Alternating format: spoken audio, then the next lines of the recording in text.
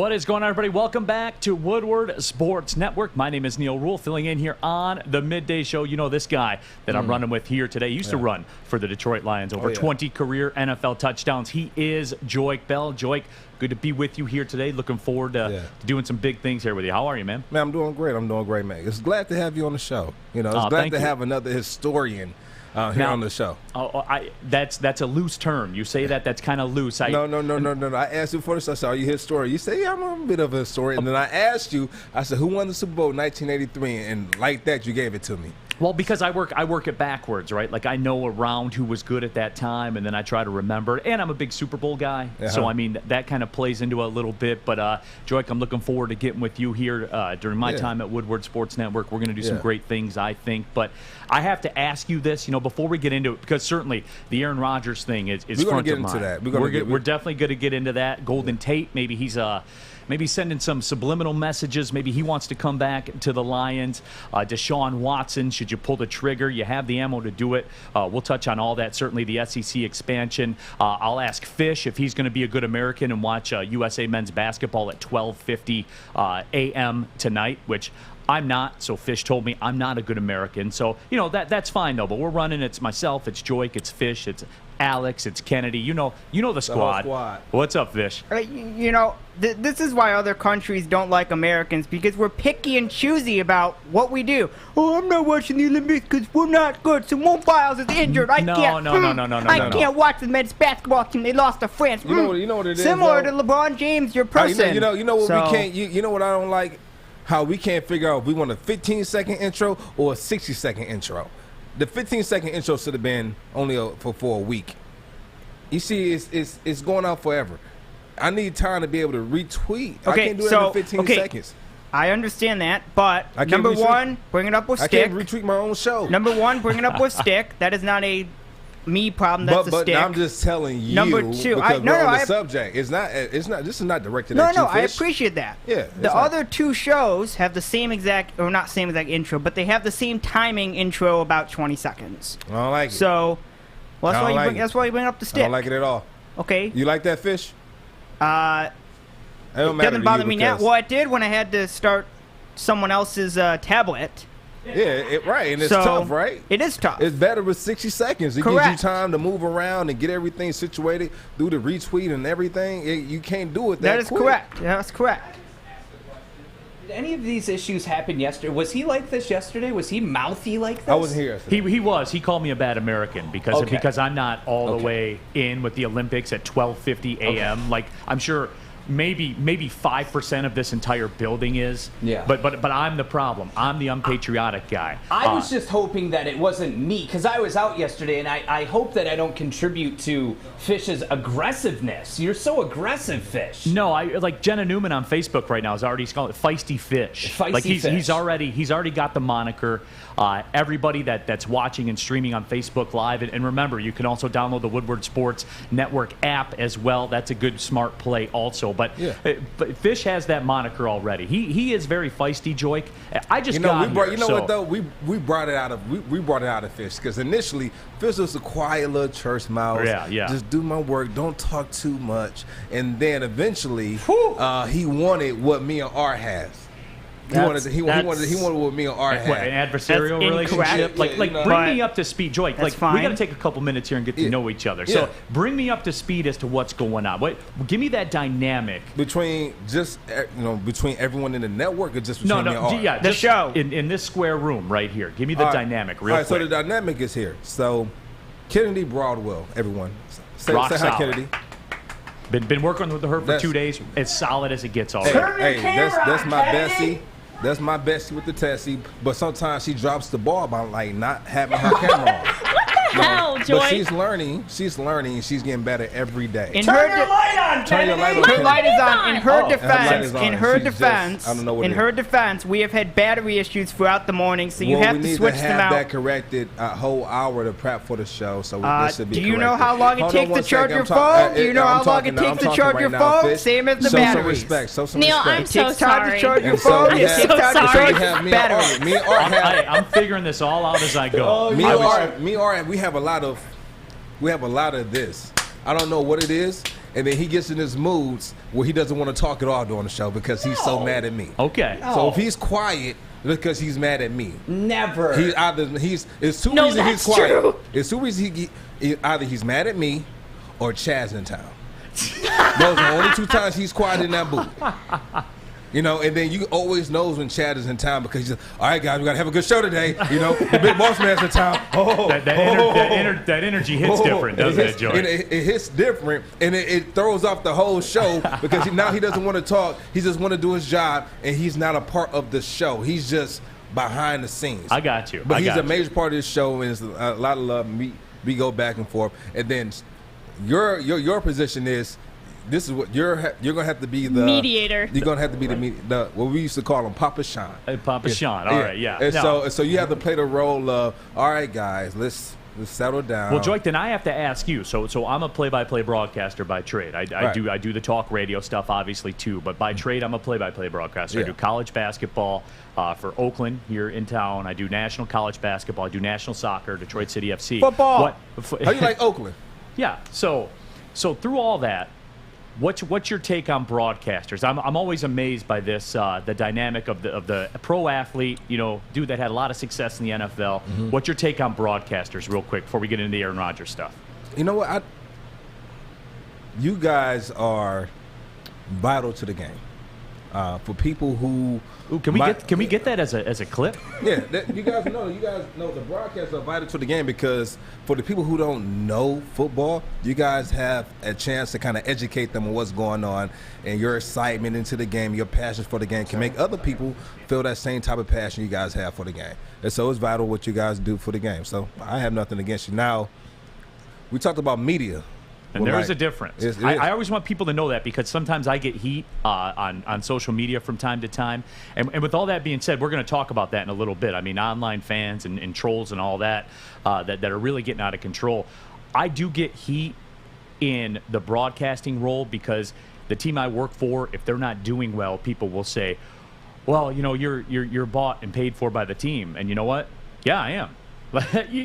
We're an extension of PR. We are. When we're employed by the team, we're an extension of PR. Yeah, so you're not gonna, you're not gonna talk bad about the team that you work for. But what you can do is critique and give feedback on what you see on the play. And through the years, here's how I always handle this, Joyke. If I'm calling the Lions game and Joyke Bell's playing for the Lions, and you put the ball on the ground, maybe you got loose with the football, you put the ball on the ground. Yeah. I would say that's a mistake that Joyke Bell can't make, and Joyke Bell would be the first one to tell you if he were sitting here, that's a mistake he can't make.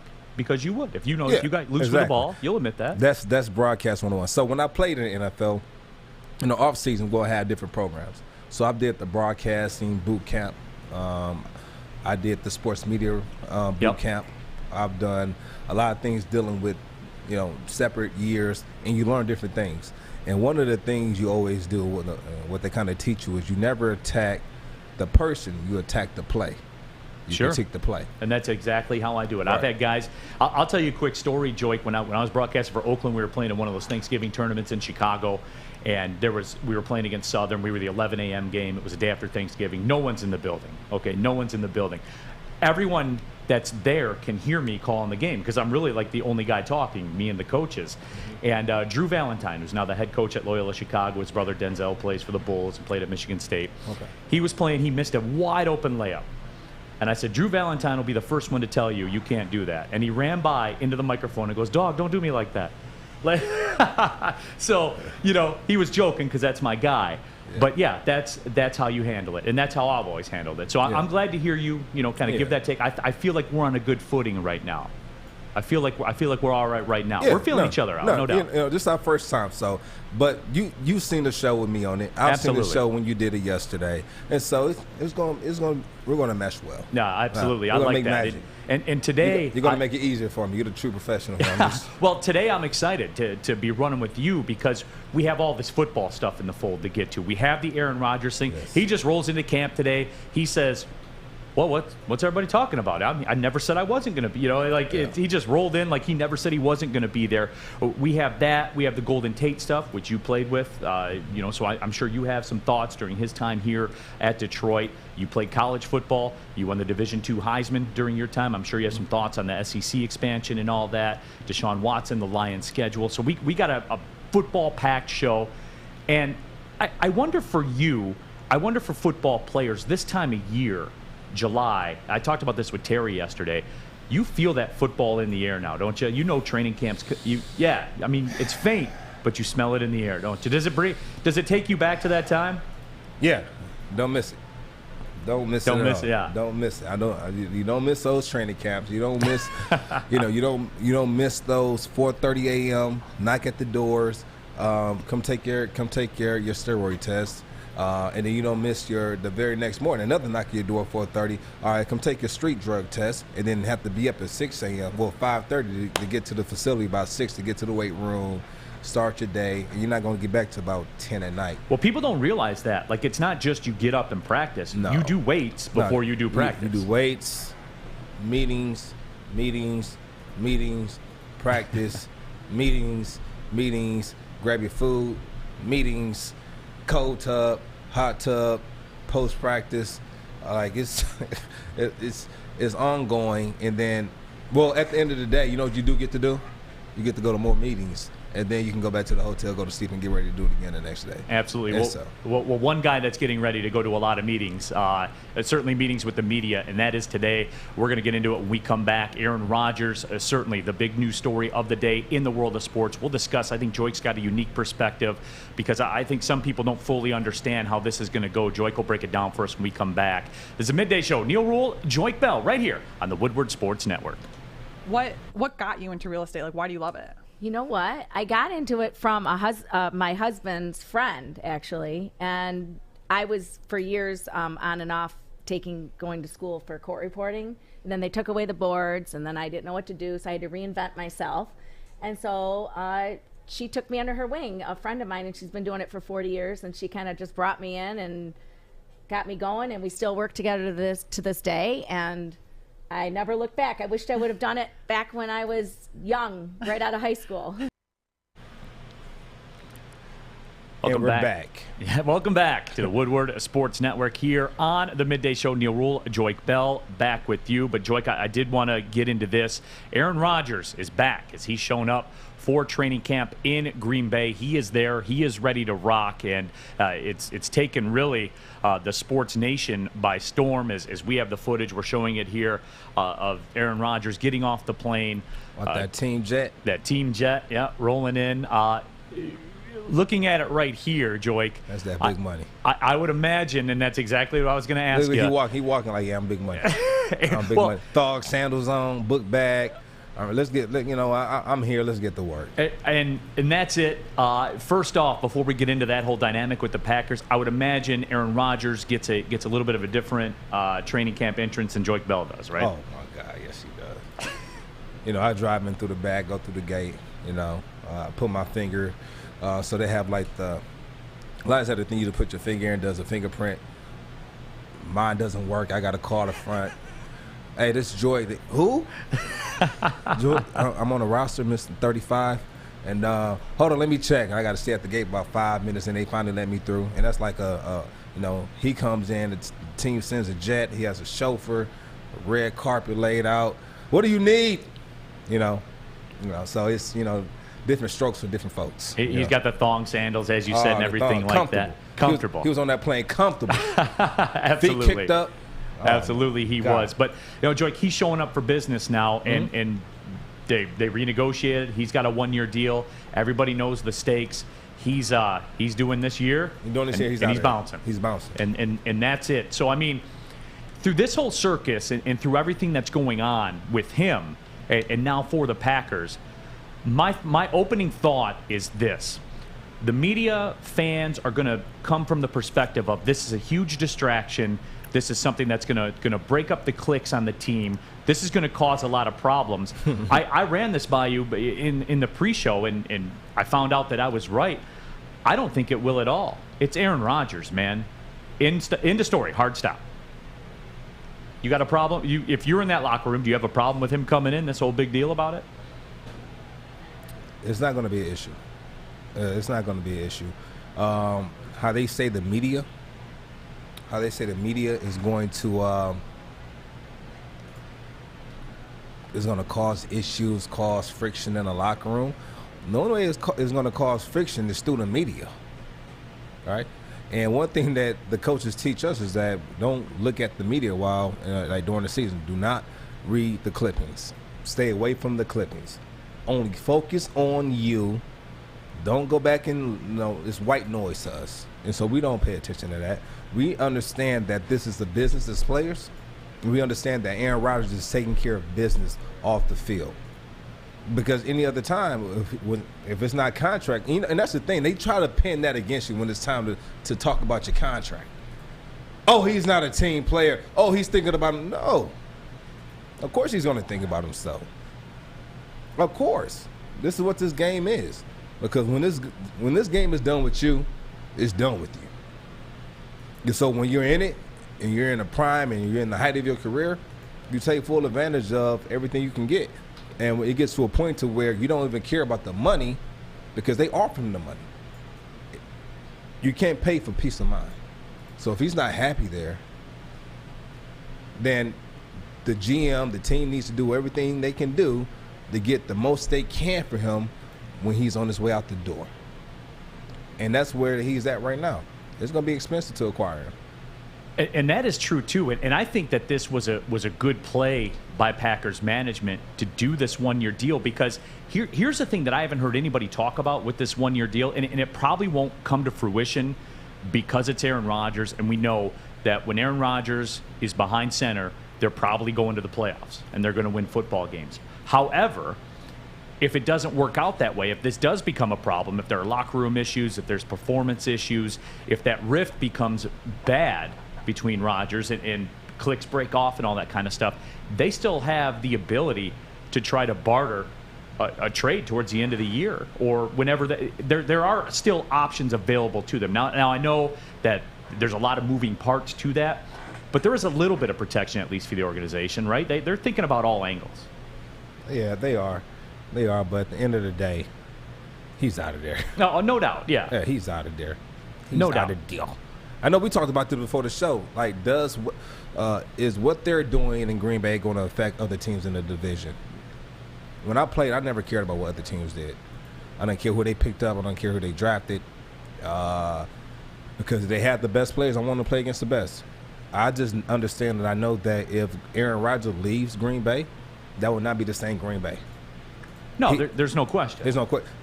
When I say, I mean a drastic change.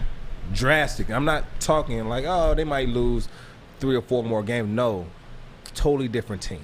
I remember we played them in, what was that, Art?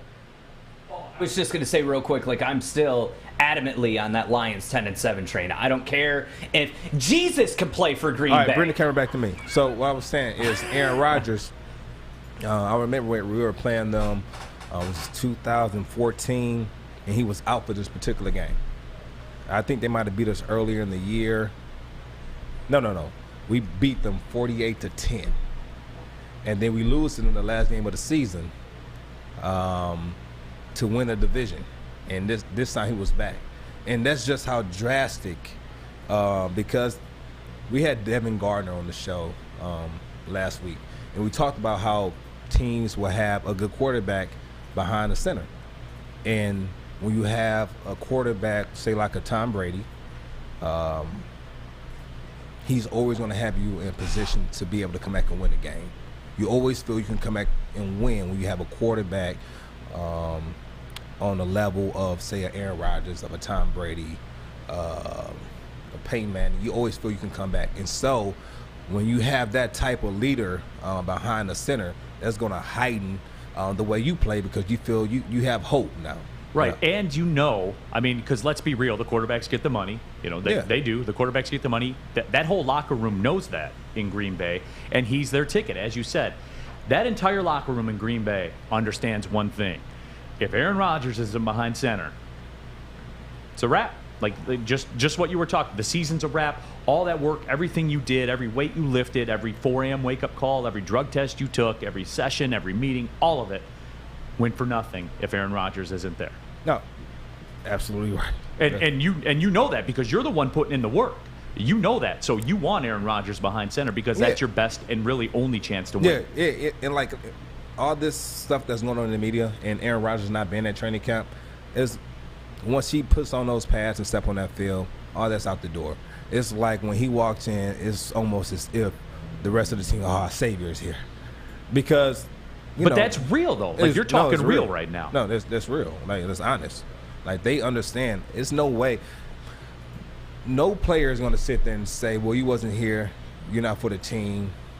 No player is going to say that. Because you all get the business aspect of it to where the fan and maybe the media doesn't. But can you explain from a player perspective why you would drag this on for so long? I mean, obviously contract. You want the best buck for, your money for your buck, whatever. But this has been going on for forever. The news, it's like, oh my gosh, he flew in. Oh my gosh, he's walking in. I get he's one of the greats. I get that. He's going to sit He's got the juice. But come on, man. It's a daytime soap opera. It's not a daytime soap yes, opera. Yes, it is. Business. It's business. He's got the juice. Hey, you know it worked out for him. But it's people like that that say, fans like that or people like that who don't understand, I'd rather be at home with my family or chilling with friends than going to a training camp where I don't want to be.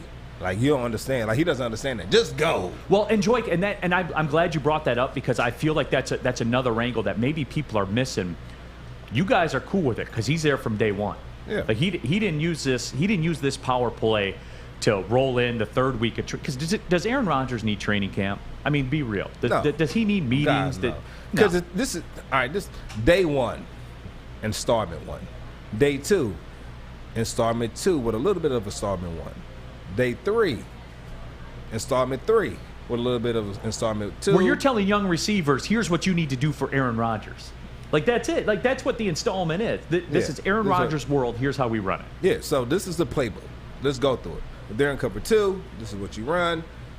Sometimes you might have an option route. You're going to run your option route based off the coverage you see. Running backs, pass pro, these are the run plays. This is the terminology. And more than likely, Aaron Rodgers knows this playbook like the back of his hands. And he doesn't have to go out there and no, he don't have to go through the whole offseason. When he comes in for training camp, they're going to know what time it is. But that shows you, I would think, as a player, where Aaron Rodgers is there day one. When very well, if it was truly about Aaron Rodgers, he would roll in that third week and let all you guys sweat it out and do everything.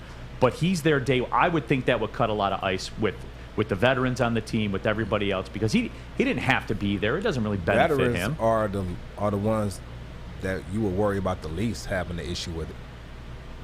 They're not going to have an issue with this, right? Because they understand. Exactly. They know.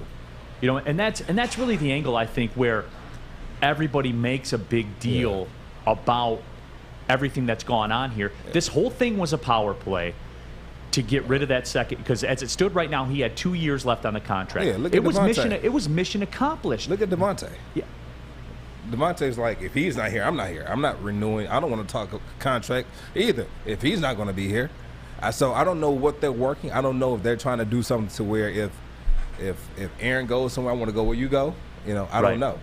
You don't know. It might be, because they have that chemistry. They have that chemistry, and Devontae, top 5 receivers in the league, in my opinion. Yeah. But with him being so hot and cold, maybe he could use a little bit of Northwestern Tech, Joik. Because he's hot one day, he's cold. Like, when's he? Joik, I'm throwing you a softball. I'm looking at Mike, and Mike just shaking his head like that's horrible. Have I told you about Northwestern Tech? Start a new career in the industry that is always essential to heating and cooling. To learn more today, go to northwesterntech.edu. Stay tuned with Sports. Tony is a third-generation logger that has a simple, practical approach to life and work. That's why his Coast DX342 knife is perfect for him. The stainless steel blade is rust-resistant and made for all-weather use. And the double roll-lock safety ensures that it will never inadvertently close when he doesn't want it to. That's why Coast is trusted tough. Welcome back to the Midday Show. Neil Rule here with Joik Bell. Happy to have you along. Woodward Sports Network. Make sure you get the app. Download the app. All you got to do, push one button, fire everything up. Latest podcast, everything, go right to your phone. It's pretty simple here. We're the only all-digital sports network in Detroit. Take advantage, people. We're on your level. We're on your level. Take advantage, man. Take advantage. No, we're talking about Rodgers. We're talking about Adams as well. And since we're on the topic of receivers, you see my boy GT posted some highlights of him him here in Detroit. Absolutely. On Instagram out there, Golden Tate. Was this, and obviously Golden Tate. You guys went to battle. So that run right here solidified GT as being the guy who can change the trajectory of a game, to have that playmaking ability, because I think Calvin might have been out that game, and we were down by 21 or so, or 14, and he caught a simple 10-yard, 12-yard comeback and turned into like a 60, 70-yard run to give us that momentum to start our kind of comeback. And we ended up winning that game, and then he kind of solidified himself right there on that particular play. I'll never forget it. And he was always one of those players to me that there's not too many players who had that switch. He can cut it on and cut it off whenever he wanted to. And he was just one of those players who you want to have in your team, the Yak King. Whenever he got the ball in his hand, you just always knew he had an opportunity to go score.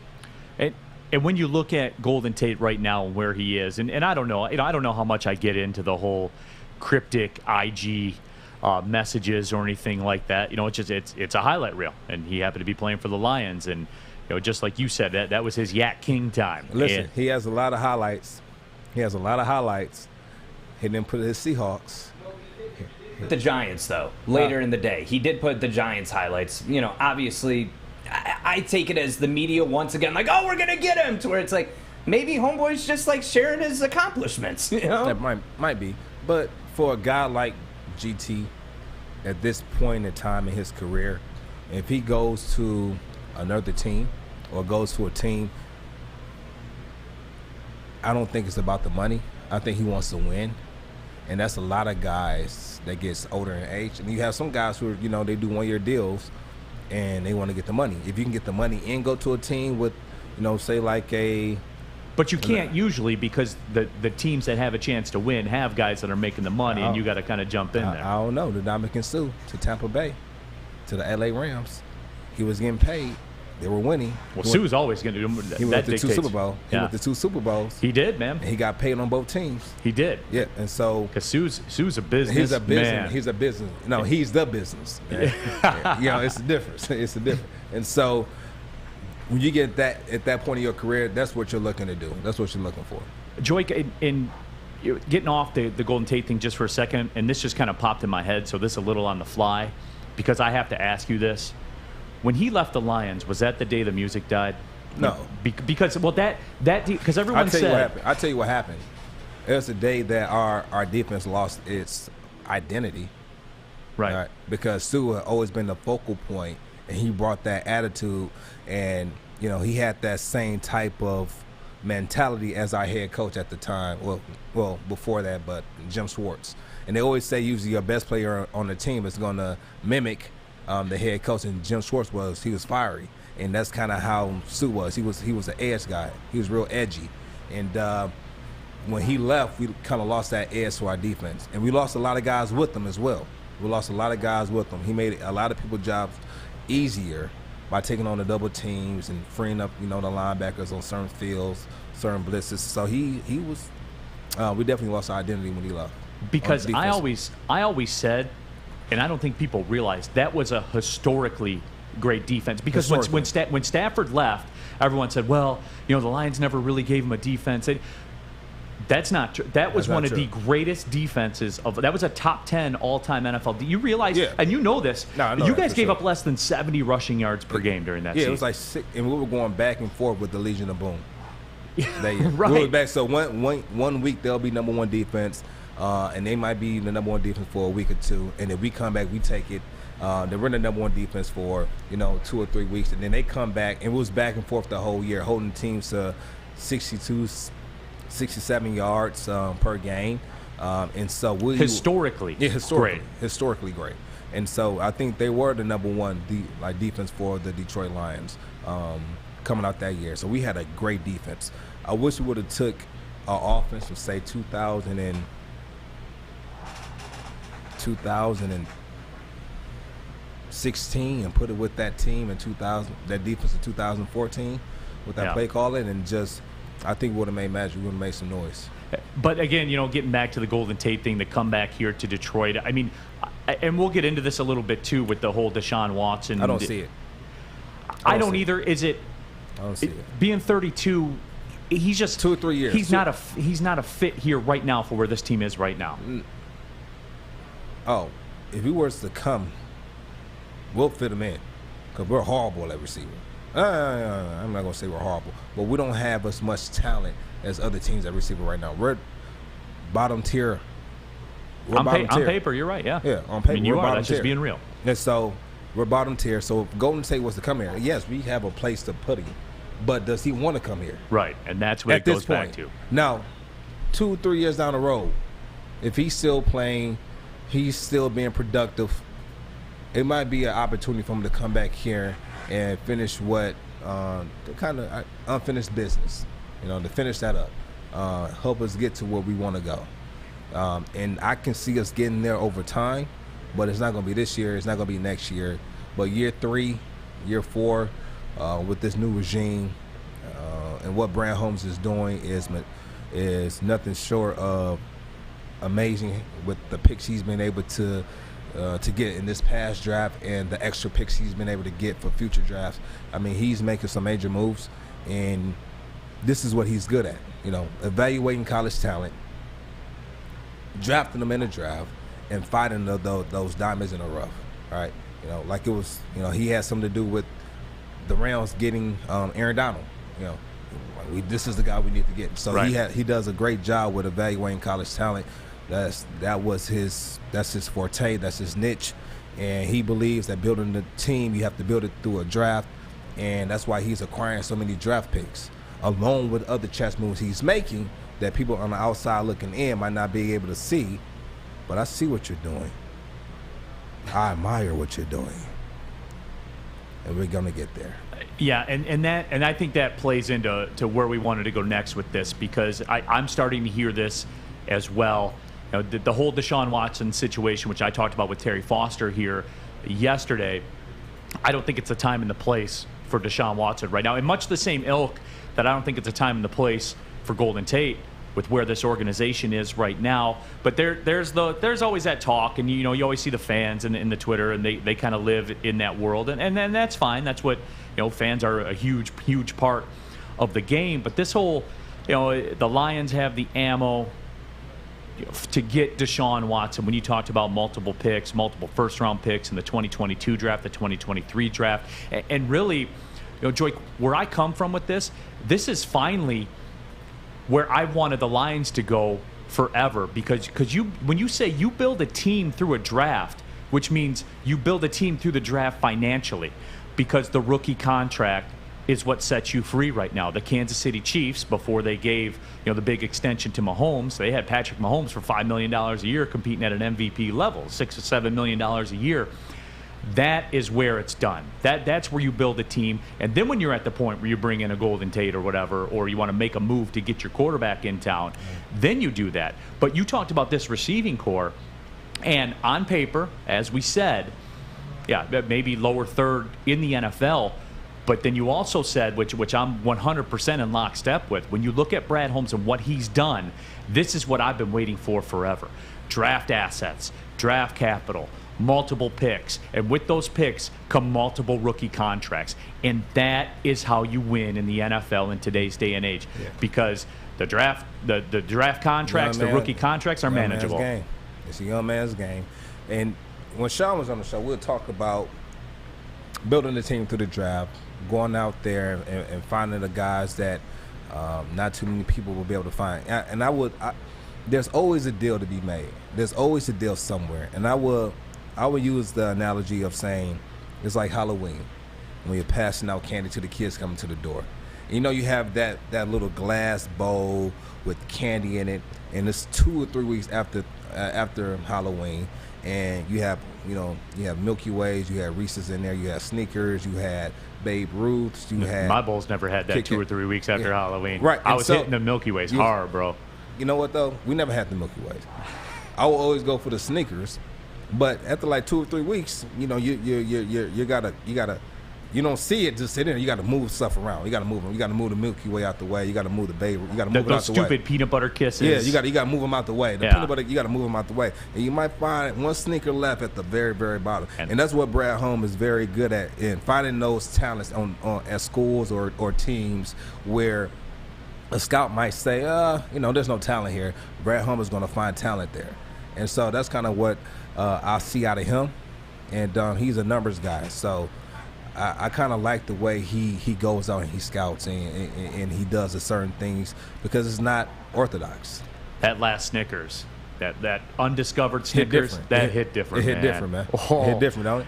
Yeah. Oh my God! It was like the old Eddie Murphy delirious when he talked about eating a cracker. If you're starving to death, it's the greatest cracker of your life. If you're out of Snickers and you find one, it's the greatest Snickers of all time. When we come back, we'll dig a little deeper into this Deshaun Watson situation. I want to get Joyke's take, though, just as a whole, on that whole Deshaun Watson thing, because, again, I'm big. I lean on the locker room experiences, man, because that's a whole different scenario than the real world and the media world, all that stuff. So we'll talk about it a little bit more when we come back. Also, the SEC expansion. I got some big thoughts on that as well. Neil Rule, Joyke Bell, Woodward Sports Network. That's all you need.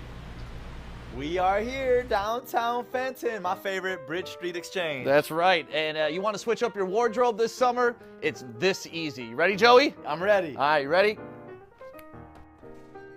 I like it. You want to do it again? Yeah, let's do it again. All right. Ooh, Brixton. Nice. One more time? Yes. Ooh, I like the hat on this one, too. You ready to do it one more time, Joey? I'm getting tired. One last one. All right, let's change it. Bro, where's your shirt? You need new clothes this summer. Bridge Street Exchange in Fenton. That's where you need to go. Thank you, guys. Neil Rule, Joyke Bell back with you. Woodward Sports Network midday show. Happy to have you along wherever you're watching. Facebook Live, the comments are pumping through on there. Lots of Golden Tate love. Lynn Lazara said, I love Golden Tate, and he loved Detroit. Don Q. Patterson, Golden Tate was clutch for us. He was a yak specialist, and that's something that Don Q. Patterson. Is that Don Q? That's Don Q, man. Don Q, what up, though? Look at Don Q's got the juice, too, Don man. Q, hey, that's the bro. That's the bro. So I'll give you a funny story, man.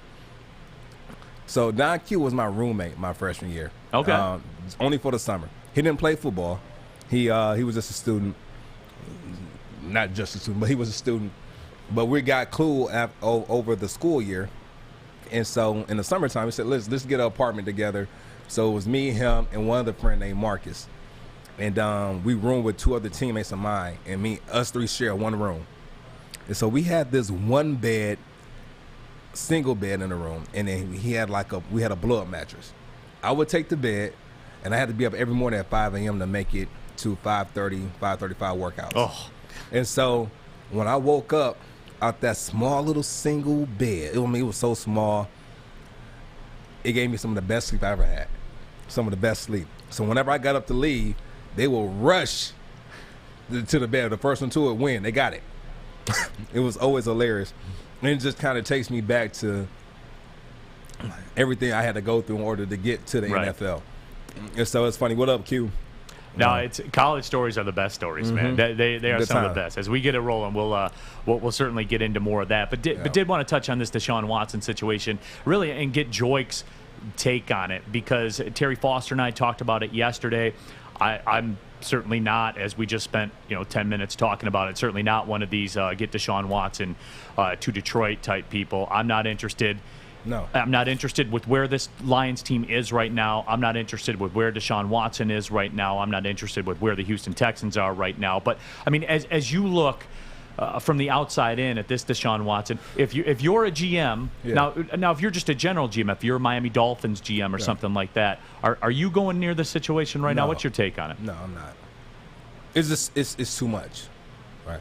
I think if the Miami Dolphins were in a similar situation like how we are, if we were to give up 3 we'll still have a first rounder next year, or within the next 2 years, I would take that deal. But it just, you don't know what his availability is going to be in the near future.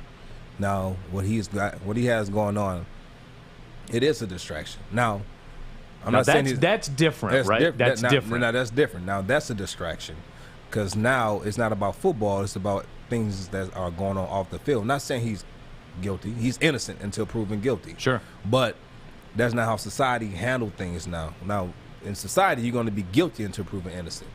And which sucks, because he's going to lose out on money. He's going to lose out on endorsements, sponsorships. He's going to lose out on that because of these allegations. And so that can take what we're doing on the field, it can discredit that. And so now that becomes a distraction. That comes onto the football field. Now that white noise gets a little bit louder, and it can start to distract your team.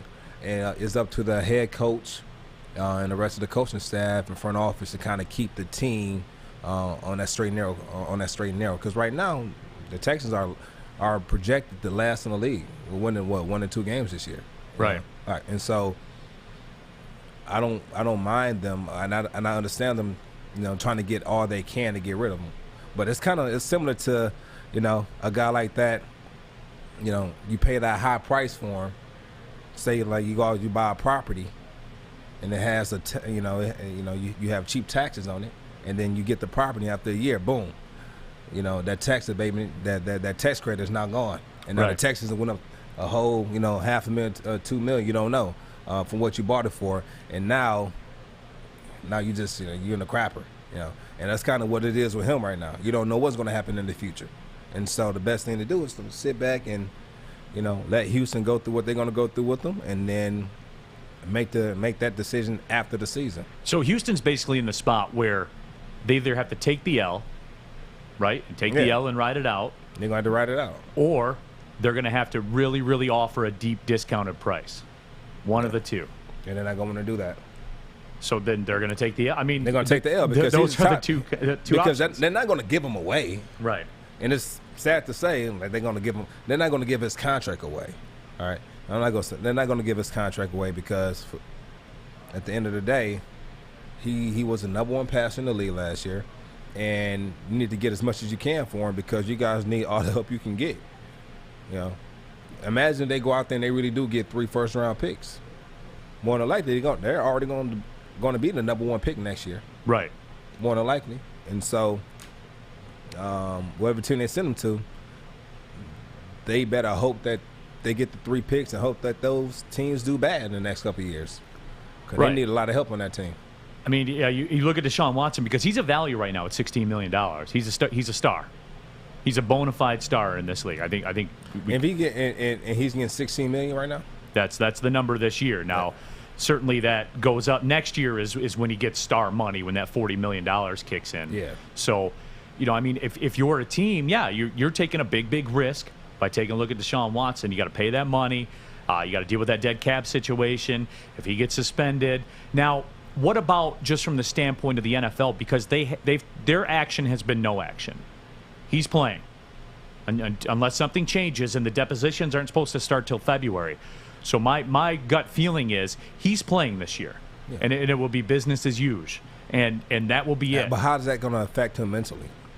How everything that's going on off the field? How can he stay focused with everything on the field? Now it takes a true professional. I'm not saying that he can't do it. But this is a lot of stuff that's going on when your future is unsure. Right. And it's one of those things where, again, I've been dying so long for the Lions to get in this situation with all the draft ammo that they have. Multiple first-round picks. You can take that flyer on that super freak athlete receiver if you want to, if you're picking number 4, and you could get a defensive tackle at 18 or wherever your next pick. Like they have options, man. And they've never had that, right? They've always been in the draft. They've always been in a situation where it's had to hit. And multiple leg parlays. We're sponsored by MyBookie. I'll be talking about them in a little bit. Multiple leg parlays have to hit for the Lions in the draft. And it's just, that's played a big part into why this football team hasn't won. Because when you can't draft, you can't win. We're seeing that with the Red Wings. That's what we've seen in the Pistons in the past, that they have struggled drafting players as of late. Look at Troy Weaver steps on the scene. The entire identity of the team, the entire identity is flipped in one draft. It got flipped. If you saw just the makeup of the team, they didn't have names on the back of the jerseys or anything. You just saw dudes out there playing. That Detroit Pistons team of this year was a total 180 from the team the year before. And he did that in one draft. Now he's going to have the number 1 pick. Now he's proven his worth drafting. Yeah. All sports are the same, man. Like you talk about it being NFL's a draft game. Right. All sports are a draft game now because the contracts are cheap. That's how you win across the board. It is. Actually, I saw Troy this morning. Pretty fun. I saw Troy this morning, and he goes on his little he goes on this little 4.5 mile run. And so that's how he kind of clears his head and kind of gets focused. But I remember it is the best, isn't it? Like, yeah. No. 4.5h's a little extra, but yeah, I like a little 2 miler. I give you a 5K. I give you. Yeah, 2 to 3 miles. Yeah, 2 to 3. You know, I'm gonna cut it off. I've done that more than that before, but I don't recommend it.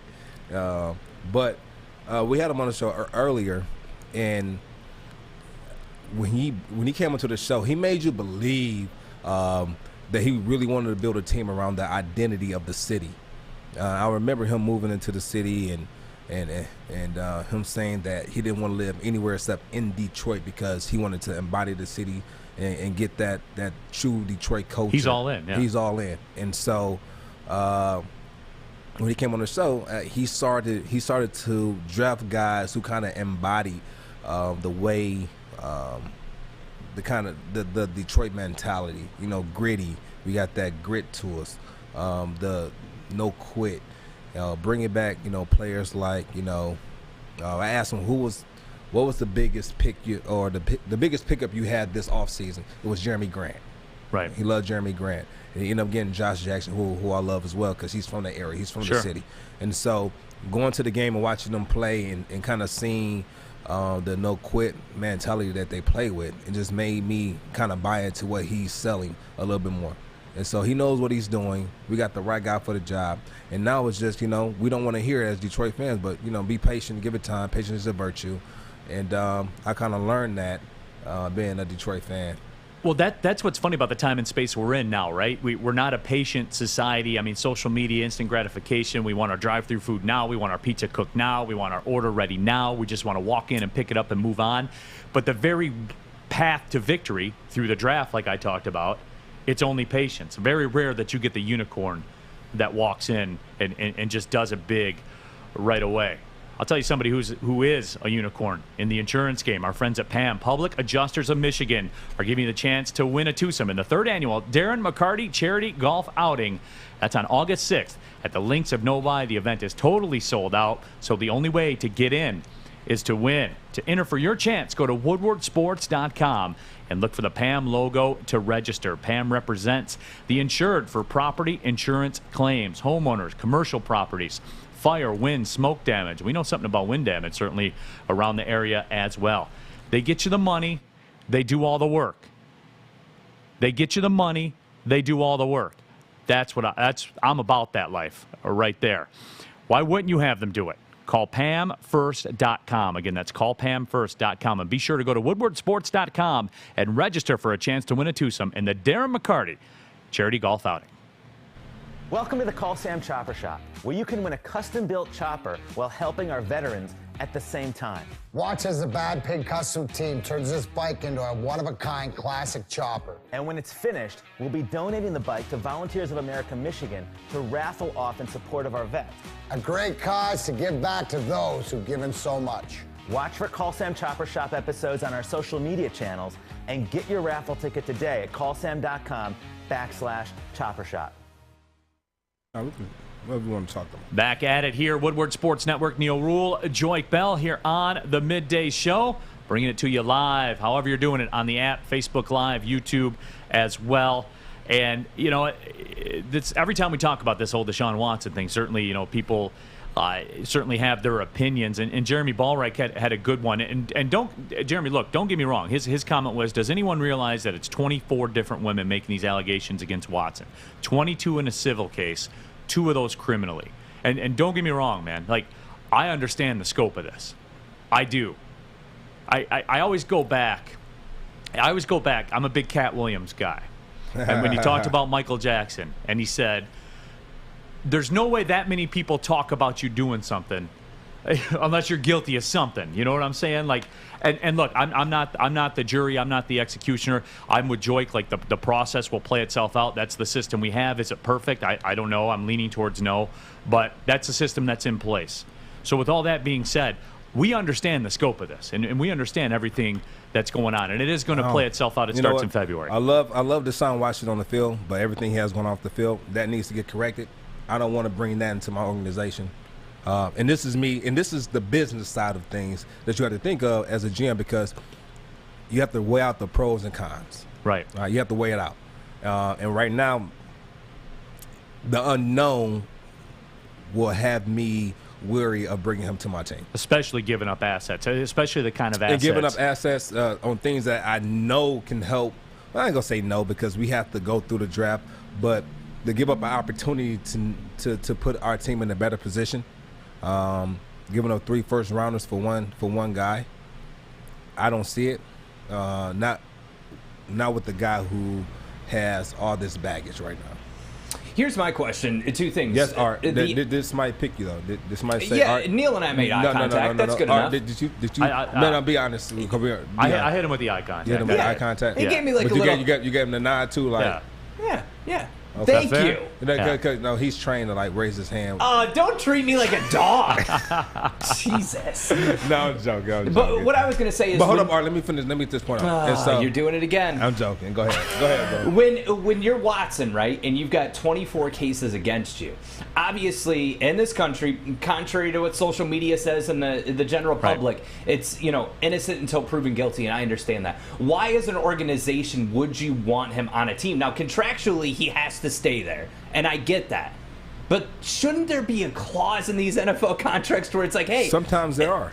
Sometimes there are. Yeah, there's that whole conduct unbecoming of the organization. That's a pretty much a standard clause, too, to where... if you do something egregious. But I mean, this is crazy. 24 cases. Something like this certainly is egregious. But I think the number is, and look, I'm reporting this. I'm not endorsing this. I always feel like I have to qualify. I'm reporting this. I'm not endorsing it. When we talked about 24, 22 of them are civilly. 2 of them are criminal. Yeah. I think that is important. It is. Again, I'm not a legal expert. I don't pretend to be one when I'm broadcasting or anything like that. Can you break that down? Those are the facts. Can you break that down? No, break it down so people can know what the difference between civil and criminal. Yeah, I mean, it's basically like a civil lawsuit. Yeah. There's no criminal charges attached to it, which is my understanding. Again, not a legal expert. So they can get a payoff if they wanted to. Right, they can. Okay. But 2 are criminal, and that's 2 too many. Yeah. That's absolutely too many.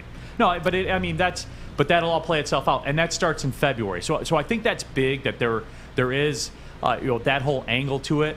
I think right now, every second that Deshaun Watson, here's my take on it before we kind of wrap this up. Every second Deshaun Watson is on the Houston Texans roster, his value depreciates as we get closer to this day in February, because that's real. This season is a known. He's going to play. He's playing. Yeah. But as you get to February, depositions start, everything like that happens alongside. That's when, in my mind, value depreciates if I'm a businessman. All right, so being a businessman, Deshaun Watson, he has all of this baggage that's coming up in February. So he's going from now, or from the time the allegations started, all the way through the entire season, through the whole off season, training. OTAs, game prep, all of game prep, mini camp, mandatory mini camp, right. And then going off to go train by yourself, and then coming back for training camp, and then going through a whole 17-week season, not including the playoffs, which they're probably not going to make it. But what is going through his head? By the way, reinforced 17 times of every new city you play in, every new media that comes in. They're all going to take their turn. Yeah, they're all, and you have to, you're at some point you're going to have to answer to that media 17 times over and over and over again. It's got to wear on you, I would imagine. And the thing is to get to a point to where they're going to ask them about the ongoing cases, right? How you guys, how are you preparing for this week, knowing that you have this case coming up in February? His best thing to say, I'm not able to talk about any of my cases now. And that's going to be something week in, week out he's going to have to talk about. And this is the type of stuff that, different players talk about with having to go deal with media and dealing with your mental health. Because the same thing, it becomes redundant, it becomes repetitive. You hear over and over and over. You got to go through the same thing week in, week out. Well, you brought up the good point, too, about how this becomes a distraction because eventually, after he keeps saying that, they're going to come to Joique Bell and ask Joique Bell, what do you know about that? And then you're trained. You're trained and you're prepped for that. That I don't talk about any other players except for myself. I had a decent game. I can play better though. I had decent points in the game to where I think. And we've learned that when somebody from the media asks you a question, you can circle it back to make it the question that you want to answer. Sure. Yeah. Joique, how you feel about Reggie Bush? Pulling his calf in the game. I'll be ready for the game, and I don't know the status on the Reggie, but I better know. Question for the team doctors. Yeah, it's a better question for the head coach. He'll update you. Yeah, and that's how you get around. You don't ever talk about another person's injury. You can talk about another person's play, but not an injury. Right, and that's how that works. Yeah. But they're going to come to you. They're going to come to the receiver. They're going to come to the running back. They're going to come to the offensive lineman. They're going to go to everyone. They're going to go to every assistant. They're going to, and it will become tiresome for you, and it'll suck the energy out of a room, will it not? Eventually. Yeah. I mean, that's what it is, man. So that's why, just from that standpoint, man, that's why you're not going to do it. And I'm not interested in it. I'm certainly not giving up draft capital that I've been dying for the Lions to have. So for so long. Yeah, for so long. And hey, I'm just always a guy where I'm not looking to give up, especially rookie contracts, because that's what it's all about. Fish is fired up. Fish, you okay? You all right, man? Doing great. Just having a good time listening to the best show. Just exciting. That's awesome, man. What was all of that? He was to recap. He was double fist pumping. I mean, he had the hip shake going. Yeah, he was all in. What is it? What was it? Is there something big in the Olympics, Fish? He's kicking the ball right now. Yeah, Fish is some special fish. Some special. Did something big happen in the Olympics that I'm a bad American for missing? No. I'm not actually watching the Olympics. Something big did happen. But there are a bunch of big stuff that happened. Simone Biles removed herself from all competition. Yeah, which was a blow to ratings, which was a blow to everything. A blow to everything. Yeah. That was huge. And, in this, it's sad to see. It's very unfortunate because I saw her documentary she did, or interview she did, I think earlier this year, and she was talking about how she was prepping for the Olympics last year and how everything got pushed, and it was devastating to her, and she didn't know she would have the motivation to continue to train, but she stuck it out, and then she makes it to this part of her career and has to remove herself for medical reasons. Yeah, that is crushing. There's no question. There's actually an update to the story. So, according to the New York Times, she left the women's gymnastics finals in Tokyo because she was afraid she would be injured if she continued in a rattled state of mind. So they're saying that it's actually more due to mental health than actually being physically injured, or worrying about being physically injured is actually the cause. Look at that.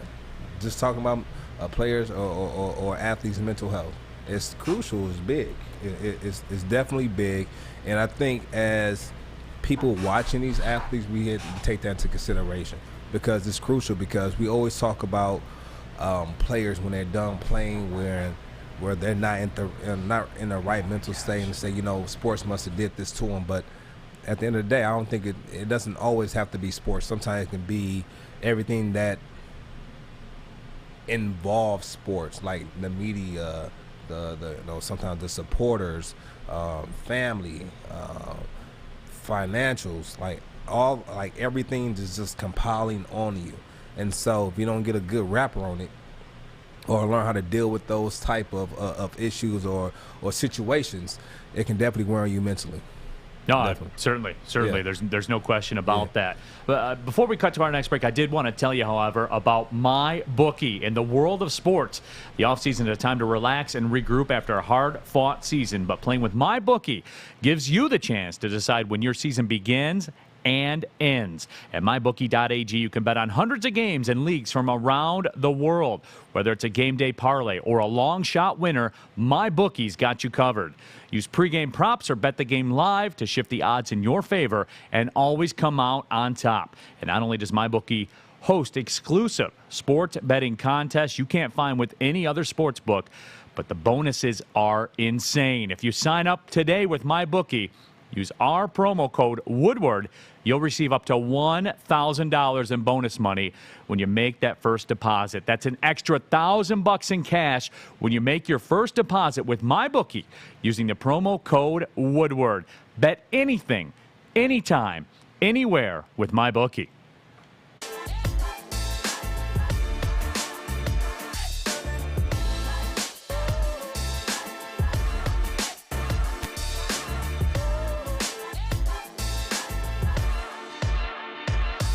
Hey guys, I'm D-Mac. Hey guys, I'm Pilar. That was a little slow. Right. Hi, I'm D-Mac. I wasn't ready. I was doing this. Hi, I'm D-Mac. Hey, I'm Pilar. I'm Maz. You're lit. Hi, I'm D-Mac. I'm Pilar. I'm Maz. We suck. You suck. Catch us Monday to Friday, 3 to 5. Every day, right here on The Hook. On Woodward Sports Network. Back at it here, Joik Bell. I'm Neil Rule. Happy to have you. Woodward Sports Network as we motor into the second hour. And Joik, look, we've been talking a ton of football. There's no question about that. I love football. Yeah. Oh, yeah, absolutely you do. Let's talk about it. Let's talk about some college football because I think this is big, and I think this is something that people probably haven't got the full grasp of yet. With this whole conference realignment thing, the SEC is going to scoop up Texas and Oklahoma. The powers are leaving for the Big 12. And Joik, with the name, image, and likeness and everything like that, I think this is merely the first domino to fall. You know what? SEC just got that much stronger. They want to make more money as athletic institutions or institutions in general, and they're gonna the money that they're gonna make in the SEC is gonna probably double. More talent, more competition, and I don't see them winning it, but it'll be good to join it though. It's more competition. Yeah, and the bottom line, they do this for money. There certainly is no question about it. Yeah, no question. But I've always been of the opinion, and I've waited for this too. Like with the SEC, I'm waiting for them to just break off totally from the NCAA and say, you know what, we don't need your rules, man. Like we'll just do our own TV contract. We'll just do our own thing, and that will be it. Because I've always said that for a very long time. And look, their commercial line is SEC football. It's different. It is different. I honestly believe that they could sustain, especially now, given Texas, given Oklahoma being in the fold.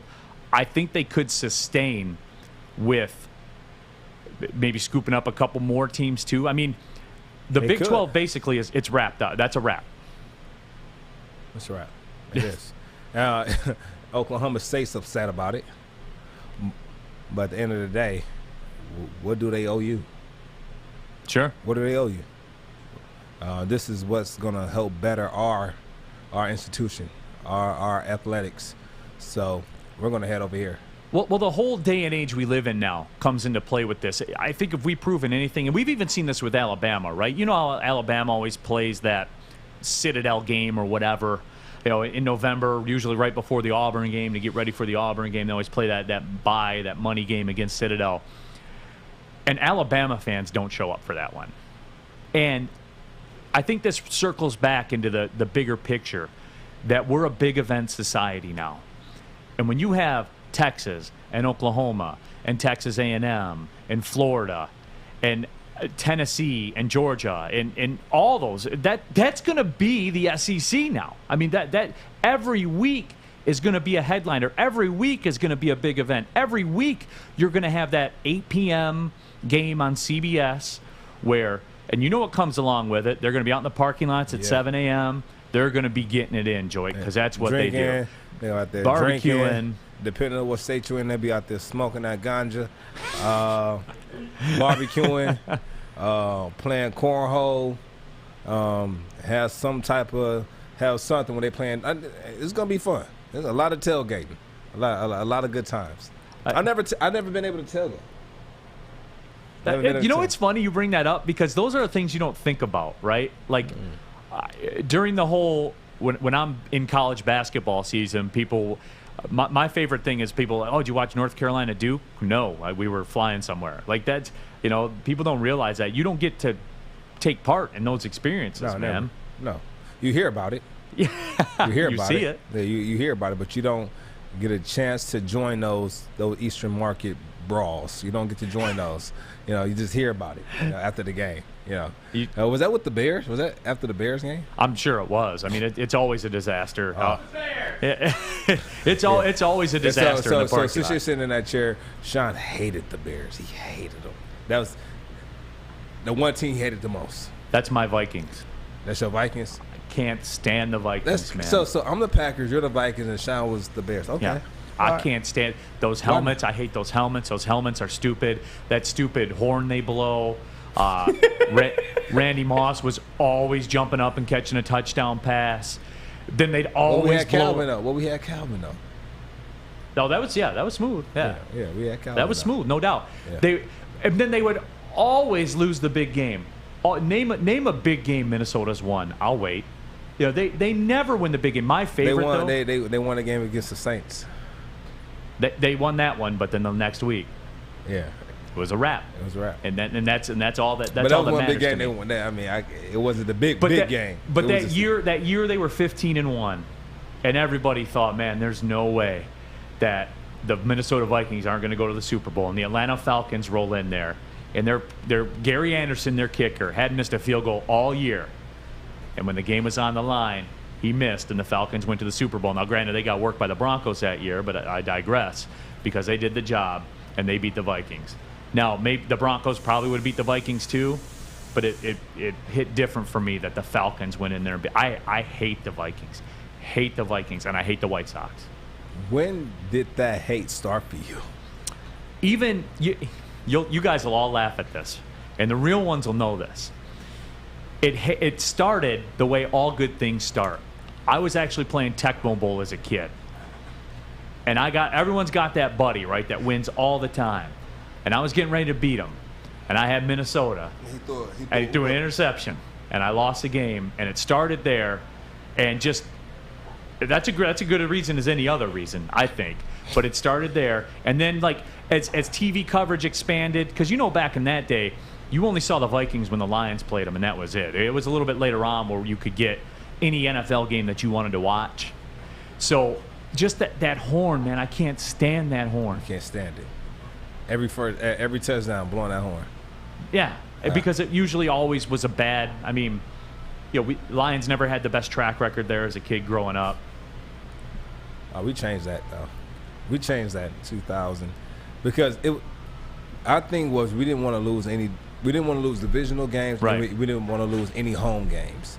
And so after 2012, I think we might have split with the Bears. But from 2013 until the end of the 15th season, we didn't lose a game to the Bears. I think we might have split with the Green Bay, I think, every year, and I think we might have split like 1 year with the Vikings. Which is why you guys made runs to the playoffs occasionally. Yeah, because that was crucial to us because we're going to play these teams the most out of any other teams in our conference. Sure. Or in the NFL. And so I remember getting advice from different players who I played with and also different players who were retired, like LaDainian Thomason. He would say, well, study the teams in your division, because those are going to be the teams that you're going to play against the most.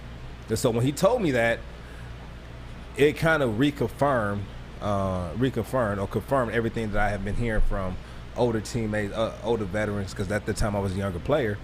And I started to study the Bears. I started to study Green Bay. I started to study the Vikings more. And when I left, two teams who wanted to pick me up when I decided with the Lions to separate, the two teams that reached out to me was Green Bay and also the Bears, one of the two teams. And you always want to play well against the teams in your division, because these are the teams that's going to look at you, and you cause problems for them, they're not going to forget you when it's time to renegotiate your contract. It's a good business move to play well against division rivals. Yeah, I swear. So I remember going to not Green Bay. I remember going to Chicago, and they wanted me to do a workout. My workout was all of 45 seconds, the 60 seconds. They had me do 2 routes, and that was it. They said, we want to sign you. And went back inside. I said, this is all I got to do? This is all you needed to see? This is all you needed to see? And I went in and I signed my contract. That's all it was. And they said, we just wanted to make sure you still had good hands. That's all. We're not worried about your conditioning. We know you're a true pro. We just want to see if you can catch. And so I did a couple routes, 2 routes, that was it, and caught a couple passes, and the running back coach said, that's all I need to see.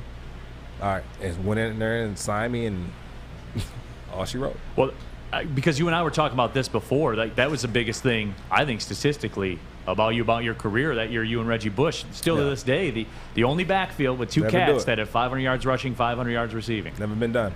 Never been done. It hasn't been done since. Right. And so people look at it and say, why does that even matter? When you do anything in this NFL that no one else has ever done in the history of this game, that's worth commending. Yeah, no doubt. It's worth commending. There's no question. So shout out to the coaching staff, shout out to the O-line, shout out to Reggie, because one thing we did, we pushed each other to the limit. We competed in everything. When I say everything, from weight room to sprints, which he'll, most of the time beat me in sprints. I might sneak out one here and there, but when it came to sprinting, he was a different animal. To ping pong, the pool, everything. We competed in every single thing.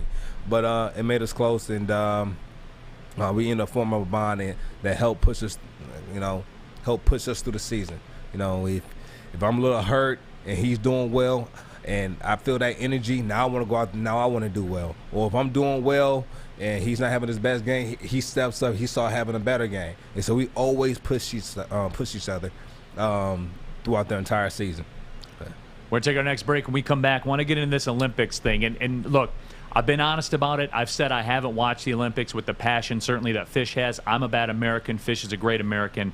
But with all that being said, you do get these stories where you realize how insanely talented these people are. When we come back, we'll discuss. Neil Rule, Joik Bell, Woodward Sports Network.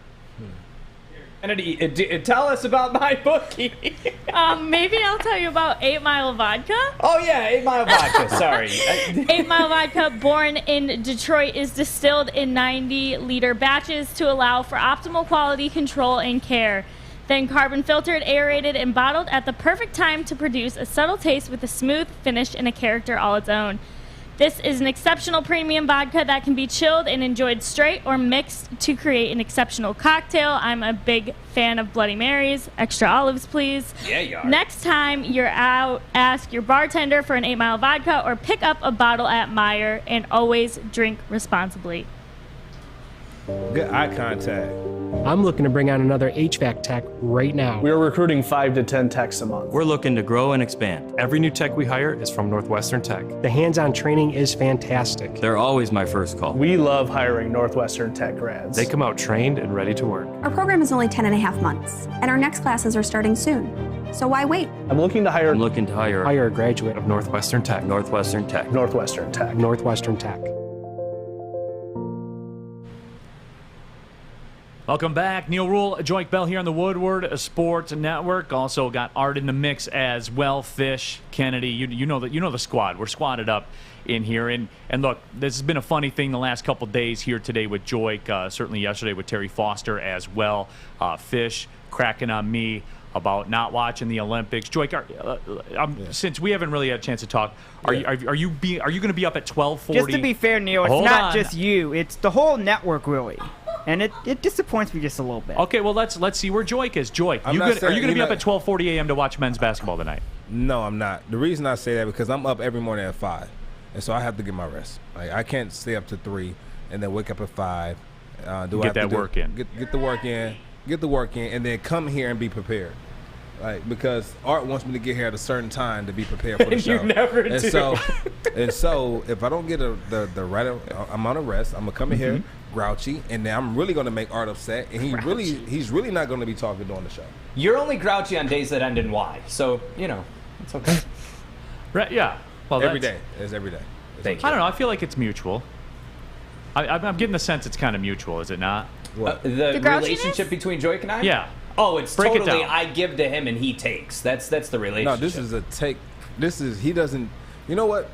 He's so stressed out, and I try to tell him. I'm not His stressed. vibrations are off, and he calls it vibrators. Joy, he calls it vibrators. You can't educate people like you can't educate people like him. Why is it going 10-7 this year? I'm not going to go 10-7 this year. What did Devin Gardner say? That's right. Playoffs, He didn't say baby. 10-7. He didn't say 10-7. He said I wild said card. 10-7. He said wild card, which is close to 10-7. You might No, need it's not. 10-7 No, to but get in that's that not wild 10-7. card. It's you either win the Super Bowl or you don't win it. Almost don't count. I know that. All right then. I know that. So did he say 10-7? Yes or no? That's what you need to get in the wild card, though. 10-7. Did he say 10-7? Well, you can't get into He the said wild card. Yeah. And what record are you going to need to get in the wild card? Probably a 10-7 No. or 11 He didn't say that. 6. He said they might go 8. He said they might go 8-9 or 7-9. He definitely he never said 10-7. And then he said wild card. He said You're not going to get they'll it for be losing record in pushing. the wild card. He said they'll be pushing for the wild card. That's not going to happen. Can I this just year. say something Not this year. real quick? I started taking these lavender gummies, and I feel like I'm a lot calmer. I feel like as though, Joke, you okay? You all right? Anyway, I started taking these lavender gummies, and I feel like they have created a sense of calm. I'm ready for anything that comes my way. I'm ready for all vibrators. Neil, what you don't know is give and take that Art is probably referring to is one time Joik left his wallet here and Art drove it all the way out to his house. For $1.50 For on Apple $1.50. Pay. Yeah. So what happened was when he dropped the Well, wallet. hold on. Did you do it for money or did you do it to be a good dude? I did it to be a good dude, but then I got there. I didn't realize that he lived in the Narnia version of Detroit. Like, literally, I didn't know that spot in Detroit existed. So I got out there, and at first he told me, don't look at the walls. Don't even look at my house. He initially answered the door. You got blind? Yeah, he initially answered the door and When just he took came up, it. I gave him a tour of the house. I said, thank you for the wallet. I offered him money, and he said, no, I can't take your money. No. And so the next day, we come on the show. Drake didn't even give me any gas money when I came to. I said, you know what? At this point, here you go. I sent him $1.50 as a joke. As a joke. Hurt. That's pretty funny. It hurt. Yeah, it was pretty funny. Hurt people hurt It's people. pretty funny. Yeah. You know? Yeah. That was pretty funny. And he said, you know what though? And I paid him with kindness because I gave him a whole tour of the house. We sat down, we talked for a minute. We did. We talked for a minute. You let him in your world. I let him in. You dropped to get you were vulnerable to get some with of these him. positive vibrations so he can take it out with him into the world so he can start spreading love to everyone and start to, because you know, as people Philosopher Joy. As people. philosophy, because one thing Art wants to make a lot of money, right? Yeah. Exactly. And so money is energy. Yeah. And so money is energy. So whatever energy that you're giving off, so when you sit here on the show, be like, I'm broke. That's bad. That's negative energy. Ever since I started taking the lavender gummies starting today, I haven't mentioned one thing about me being You know broke. what I'm saying? Okay, we bring up 1,000 episodes of you saying, you know, and that's just negative we're not energy on you don't episode need. 1,000. And so you just start saying certain things. Yeah. I'm gonna be a millionaire. That's right. I'm gonna do that. And just over time, you keep putting your energy into something. Yeah. It's gonna. I agree. And he had It's a gonna come to whole light. bunch of positive vibrators in his house. I mean, vibrators I didn't have no everywhere. vibrators. I had vibrations though. Vibrations. So many that it affected me. Yeah. You know, and another time I took Art to the basketball game. Okay.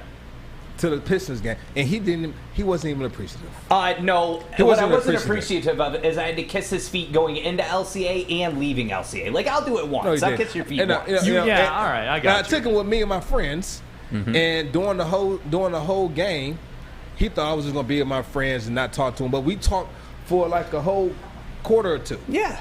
Right? And I said thank you. I said thank, and then hanging around my friend, he said, "You know what, Joy? I need to reevaluate the people I hang with because seeing you with your friends made me say, wow, these guys are really, you know, you guys are That's really." a good crew. Yeah, it's a good crew. It's a great crew. And I did. Yeah.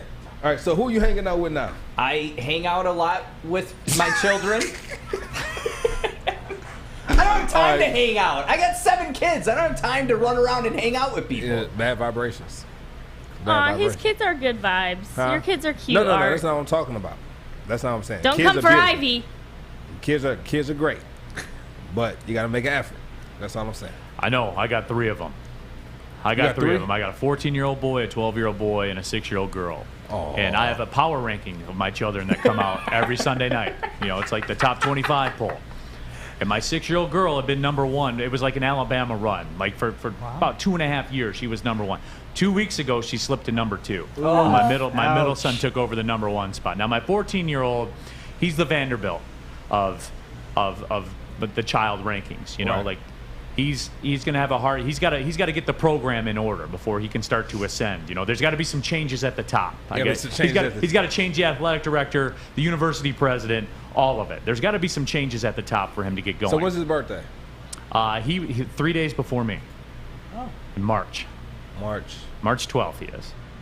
Okay, that's not bad. My mom's March 10th, so yeah, not bad. Mine's coming up next week. Let's go. I'm excited. Finna turn up in here, huh? Not in here. Hey, turn up in here. Not in here. But I will be watching from wherever I'm at in the world. From the Olympics. Definitely You not. and Fish.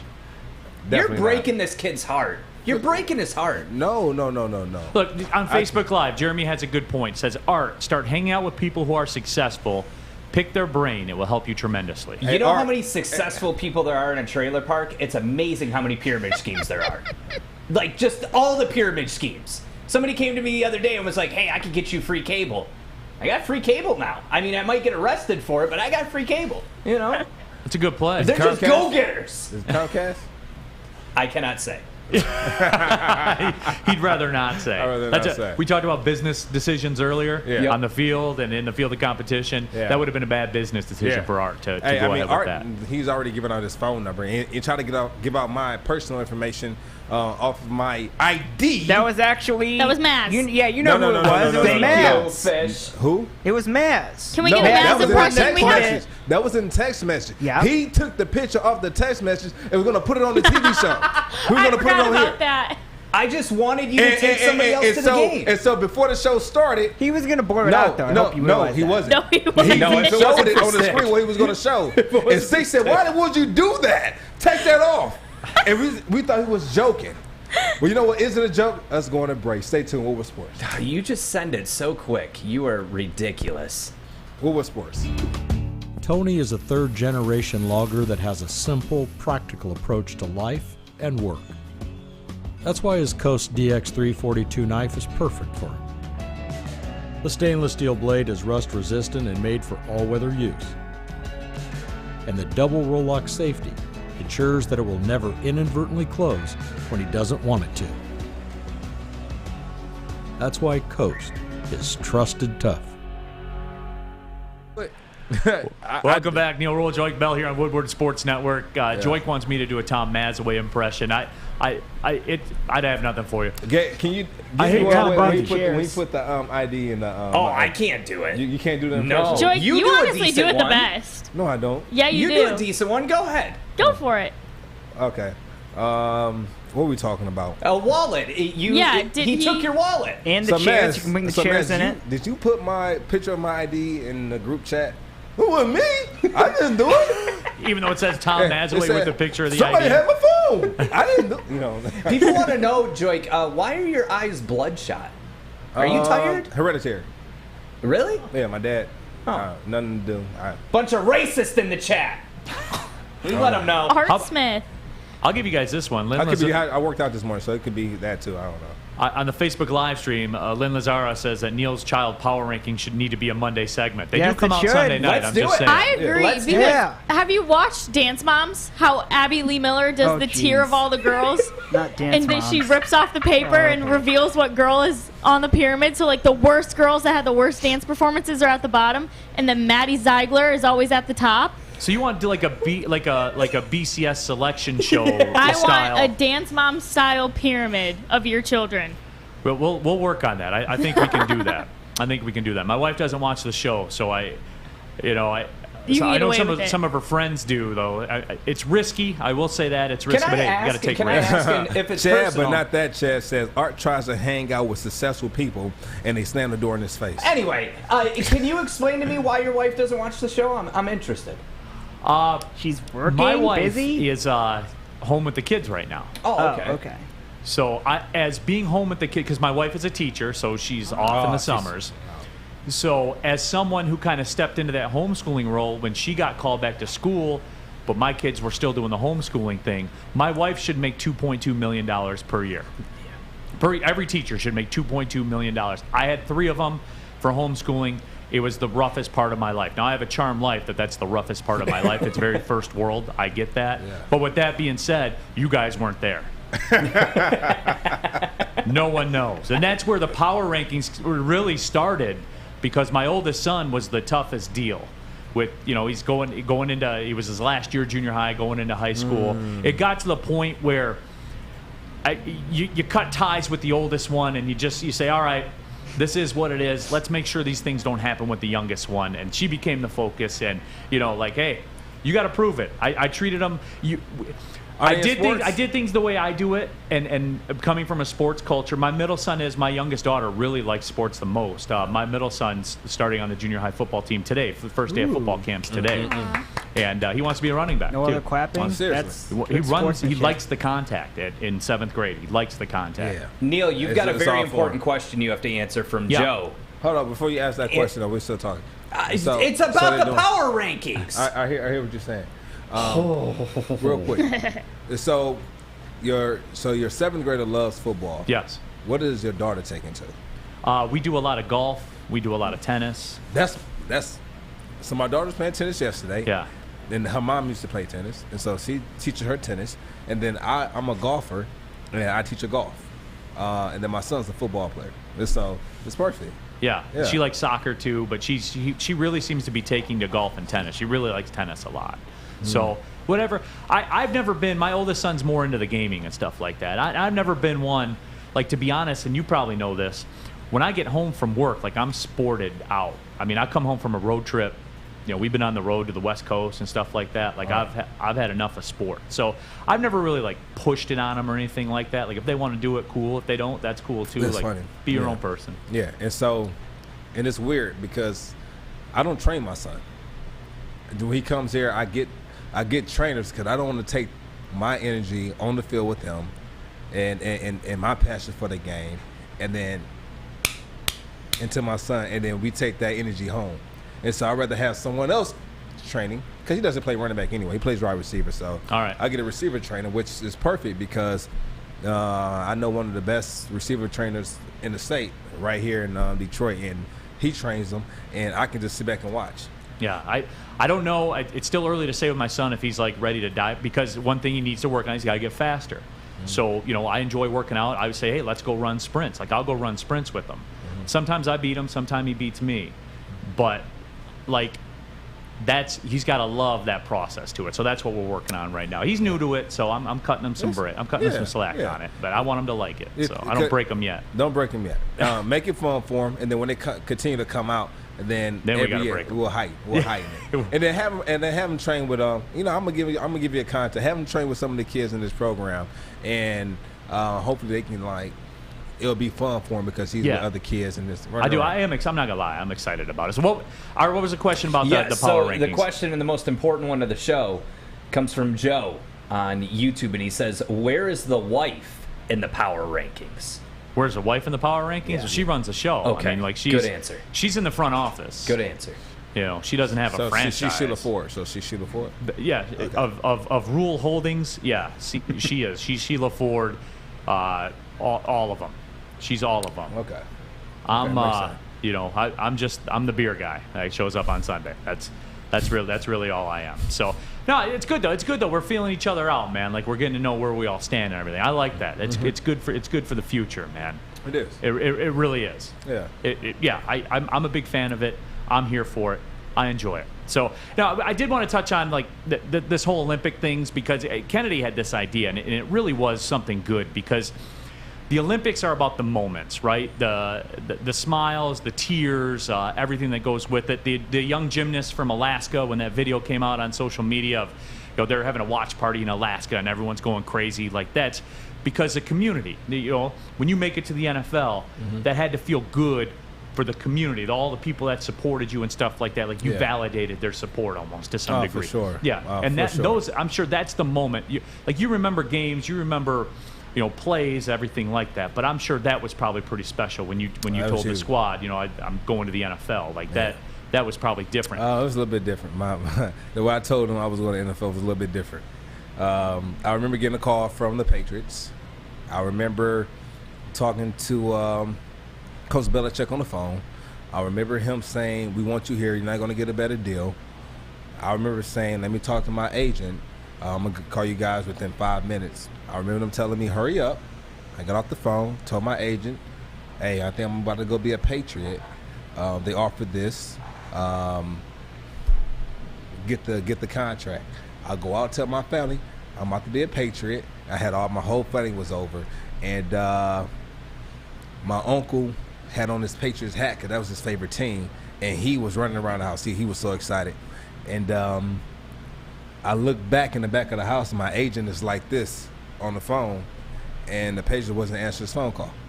And so fast forward, I end up calling them, and by this time it's about 8-10 minutes later, and they gave my contract to another running back. They ghosted you, huh? They ghosted your agent anyway. They ghosted my agent, and when I called back, they said, they gave my contract to another running back because they thought I signed with another team.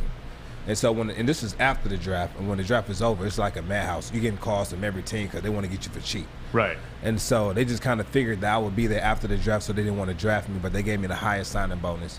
And then the second highest signing bonus was the Buffalo Bills, and where I ended up going with, they had Marshawn Lynch, Fred Jackson. They had just drafted C.J. Spiller first round, and no one understood why I went there.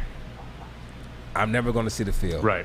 And then during the preseason, Fred Jackson breaks his hand on the first drive.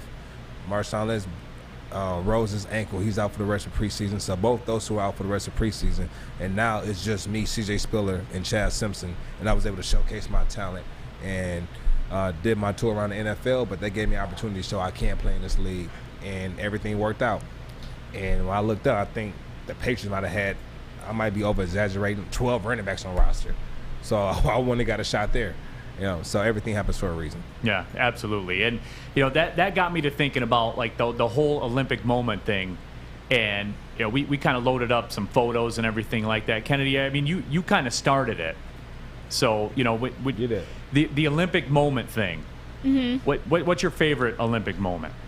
So, I like anything that has, I think it's super impressive that people can be like so in sync with each other. So I've always liked like synchronized skating, and then the synchronized diving was what I picked for the Summer Olympics. So big Tom Daley fan ever since he started diving. So there he is. I mean, it's just insane to me how they can rotate at the same time. They like lay out at the same time and hit the water at the same time. I can't make it make sense in my brain how they figure out how the hell to do that. But it is, like, that's one of the things that makes me go, like, wow, holy shit, these people are really talented. Right, and that is something where you don't, and that's the only time, let's be real, that's the only time of the year, once every 4 years, that we're going to pay attention to synchronized diving and all that kind of stuff. I know that. But it is incredible to watch people at the highest level. Mine is along those same lines of people being at the highest level. But Usain Bolt, to me, yeah, for sure, was incredible. The way he destroyed the field and set the new world record, he was almost clowning coming across the finish line too. I mean, he was that so far above everybody. He was that great to where he was so incredible that it's talent, man. The talent is unbelievable. You know, and that's up there with mine. To see his ability to not only win but enjoy it to where he's not. It's almost like he's showboating, but you can't hate him for it. Right. Like, you can't hate. It's like you gotta respect the game. You respect it, and it's not like a arrogant, snobby. It's not like a snooty Sean. You know, do your snooty Sean, Fish. What's your snooty Sean? Well, I'm currently in my house in Japan that I just recently bought. And we're in Tokyo for the Olympics where no one else can go. I hacked a media badge. Shh, don't tell anyone.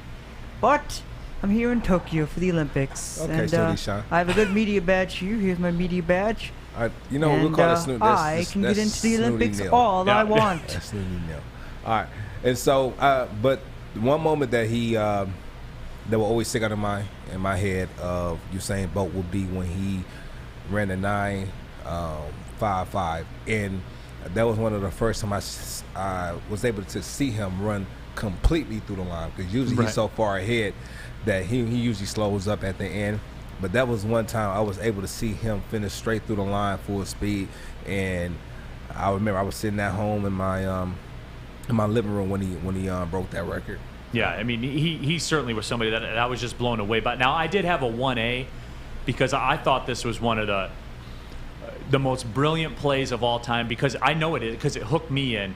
You remember Michael Johnson in Atlanta? I mean, he was dominating. But the gold shoes, man. I mean, obviously he was so great. What was more of a boss move than those gold shoes? More of a boss move? I can't. Not many. Not in the Olympics. When Maurice Green took off his shoes and they came out with the fire service. Yeah, that was up there. The track guys are always it, man. Yeah, the track guys are always the best showmen. Yeah. And I'm glad, because I got a chance to broadcast a track meet for ESPN Plus this last year in Oakland. Congrats. Yeah, in Oakland had an NCAA qualifier in the sprints, in the 100, the 400, and to watch that, and I'll never forget this. Jimmy Williams is his name. When he went around the far turn and said, "All right, it's time to close in the 400," just the explosion and the grace. It's kind of similar to what Kennedy said, where you see that talent on display to where you know it's so high level that there's such a finite amount of people that are capable of that. I mean, just the takeoff. And it's so far removed from anything that you could ever even think about doing. I mean, you see dudes in the league that when they run, they coast, man. Like the DK Metcalfs of the world and stuff like that now. They just coast. Cheetah. Tyreek Hill, those dudes, Cheetah. man. Oh boy, I don't, but it's funny because they showed, I think his 200 when he was in high school, and they put it side by side with like Olympic runners, and I think he was like running with the top. He was right sprinters. there, yeah. He was right there with the top sprinters in the world in high school. That's crazy. That's like genetics at that point. Yeah, that's genetics. That's just God going to work Yeah. and touching that guy and saying, you're going to have this, this gift. Like it is. It certainly is. Certainly is unbelievable. When we come back, the online fans, the trolling, everything that's going on. Joik and I talked about this a little bit before the show.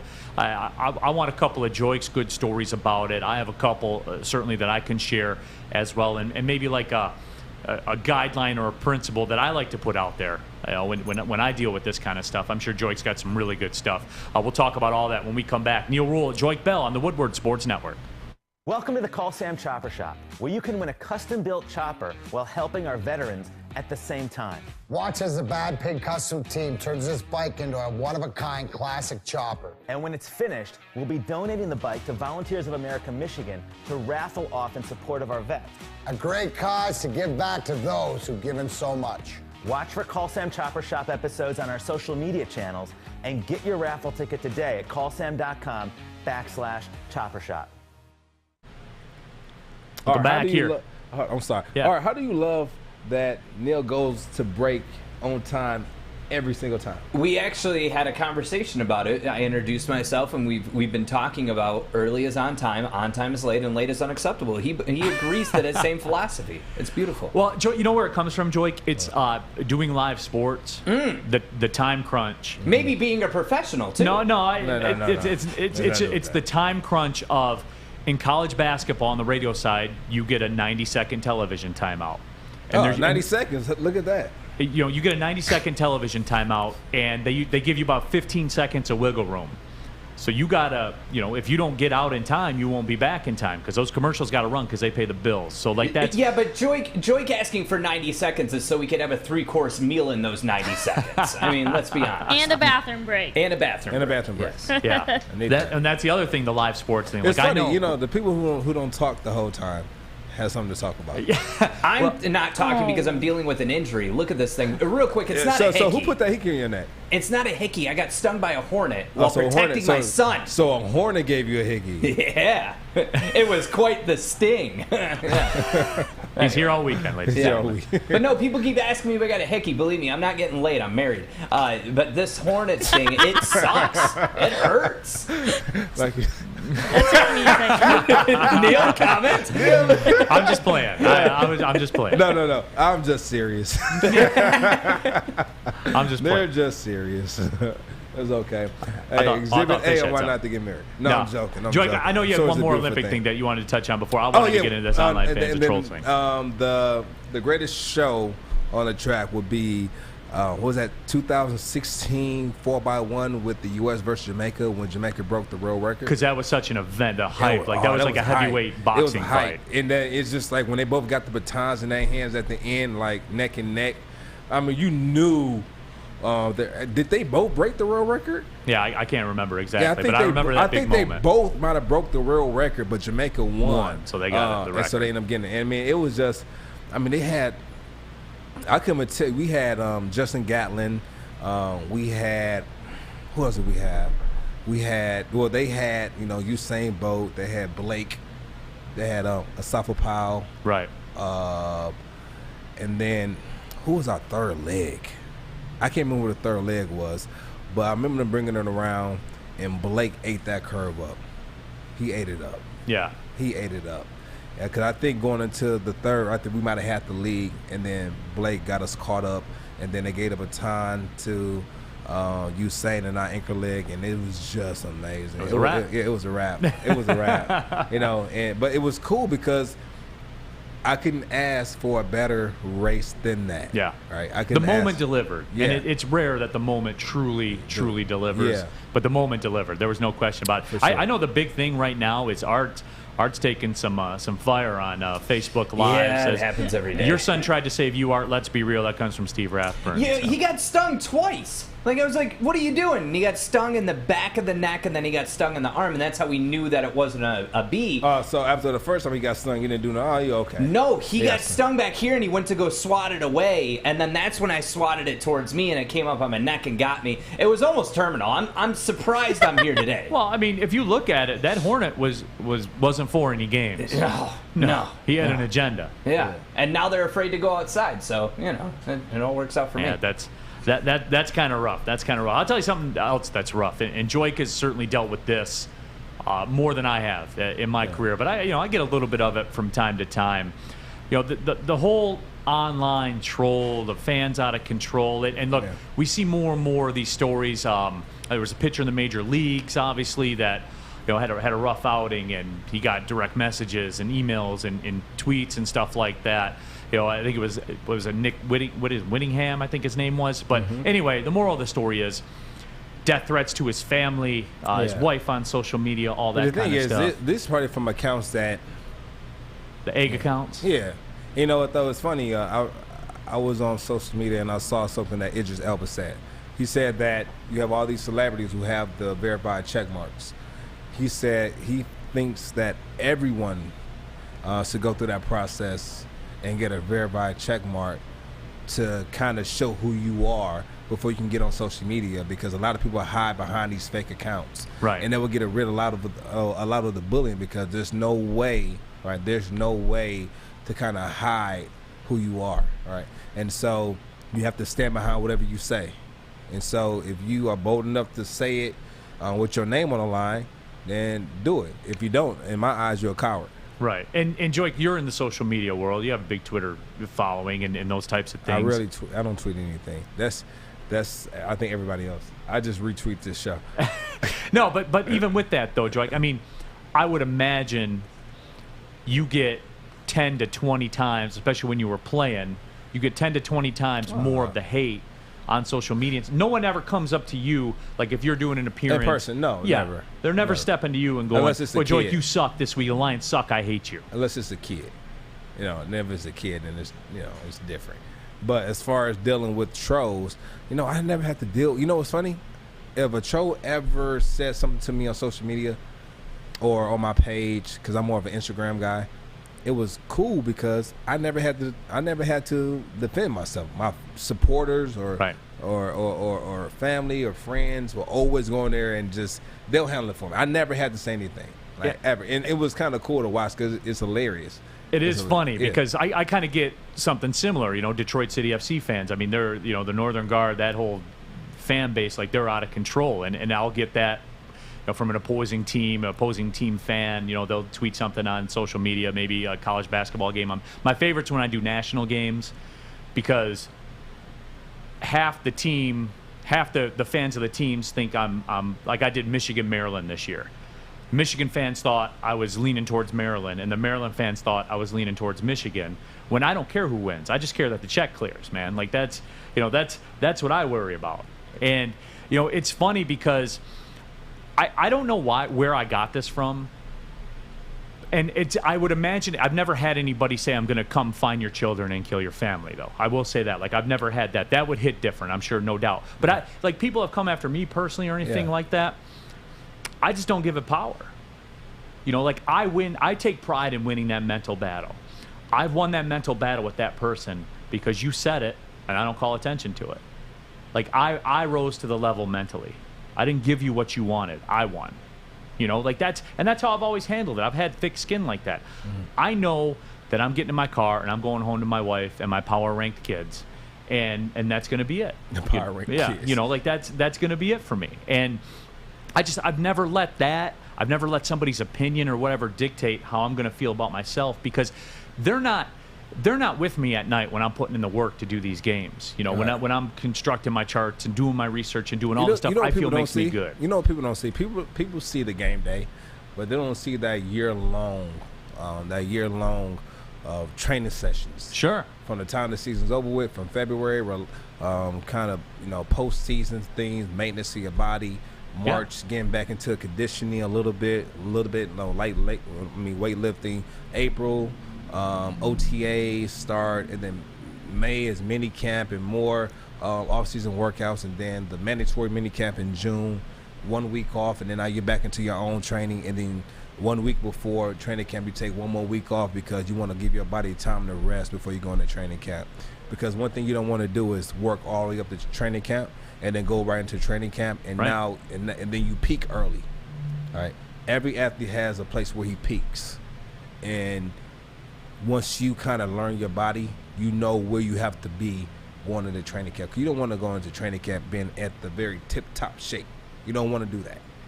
You can do it, but at some point in time throughout the season, you're going to start to decline.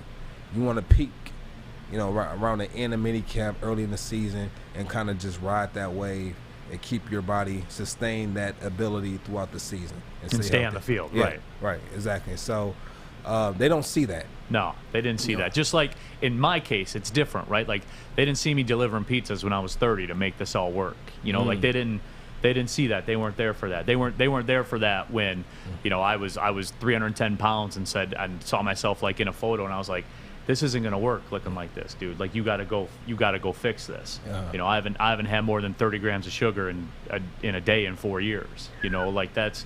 But that's what it takes, man. Yeah. People don't realize that. I'm not lucky. I mean, yeah, certainly you're lucky. I'm lucky. You're lucky. Blessed. You put in the work. But you put in the work, man, and that work comes through eventually. Yeah. It does, dude. So I've always taken it from the standpoint of, and again, you know what's funny? The harder you work, the luckier you get. Isn't that weird? Yeah, it's really weird. But again, I've never been like I've never had anybody say, I'm going to come kill your family. I hate you. I've had people say you suck and you don't know what you're doing and stuff like that. And that's cool because, you know, that's part of the game. That's part of the game. I get that. When you do this line of work, when you're out in front of people, 20% of the people aren't going to like you no matter what you say. There's 20% of the people that when I get behind this microphone aren't going to like what I say. They're not. And I'm cool with that. That's fine. There should be, actually. Because, you know, I'm not going to reach anybody when everybody thinks the same thing you do all the time, you know, which is, I'm fine with that. But I've never let somebody else have power the way I feel about myself. And bigger than that, I'll never let somebody have power over the work that I put in to get where I am. For sure. You know, that's a great way to look at it. It's a great way. When we come back, we're going to talk about what is your take or who was your favorite hire for the Lions this past offseason. Love it. Let's go. Stay tuned, Woodward Sports. Welcome to the Call Sam Chopper Shop, where you can win a custom-built chopper while helping our veterans at the same time. Watch as the Bad Pig Custom team turns this bike into a one-of-a-kind classic chopper. And when it's finished, we'll be donating the bike to Volunteers of America, Michigan to raffle off in support of our vets. A great cause to give back to those who've given so much. Watch for Call Sam Chopper Shop episodes on our social media channels and get your raffle ticket today at callsam.com/chopper shop. Welcome back. You know what? The Midday Sports Show, that name is going to take some getting used to. We got some things in the works, so we'll let everybody inside in just a little bit. So make sure you stick around and stay tuned to Big D Sports Show. We're kicking some stuff back and forth. We'll get it. If you got any good show ideas. What's your favorite name, Alec? You like Big D Sports Show or Midday Sports Show or BDE Sports Talk? Which one you like? What does BDE stand for? Big Dick Energy. Is that really exactly what it sounds like? Is that really Big a possibility? D Huh? I know everybody think but that's what everybody think it is. But it's really just Big D Energy. Right, so like the Big D. Same. So you have Big Detroit Energy. No, it's Big Detroit because it's two. If you go like say to Cali or Nevada, you sound from the D. Some people might think you're talking about Dallas. Dallas. But we're not talking about Dallas. We're talking about Detroit. We're the original D. So we're the Big D. You know what I'm saying? So Big Detroit Energy sounds cool, but people are gonna think it's the other. But thing it doesn't matter. It's the wordplay though. It's wordplay. Yeah. All right. And so it'll just be BDE Sports. Yeah, but I don't know if you want that because people won't click on it. They'll say, "Oh, this is porn or something," and they're not going to click on it. No. So BDE you want more Sports clicks. Talk. Sports okay. Talk. That's why you put that in there. Okay. You know? But we're sorting through it. Yeah, we're sorting through. We got some more. Do you like it, Kennedy? All of the BDE stuff got vetoed a while ago. No, we talked about. You know what? I forgot. You're not in the new. You're not in the new chat. I'm sorry. I need to bring in a new chat. Oh, okay. Anyway, I didn't start it. But I would avoid because Alex Cooper of Call Her Daddy just came out with Big Daddy Energy. So BDE is being used a lot around these parts, these podcast parts. It has nothing to do with us. We're not worried about like what Green Bay. We're not worried about what Green Bay is doing here in this locker room. We're just focused on us. We're just focused on us. And right now, Midday Sports Talk just sounds so mundane. Yeah, we'll get it on him. You'll get There's there. no question. You'll get there. Yeah. I know that we will. So, Joy, before we get out of here today, we did want to touch on this. The new hires for the Lions, and we've talked a lot about the Lions here today, certainly. With all that being said, who's your favorite new hire for the Lions? I have a feeling I know where you're going to go, and I don't know where you're going to go, but I have a feeling I know where you're going to go. Yeah. And certainly I have the direction where I want to go to. But tell me, Joy, who's your favorite new hire? Who's the new guy on the scene that's got you buzzing the most?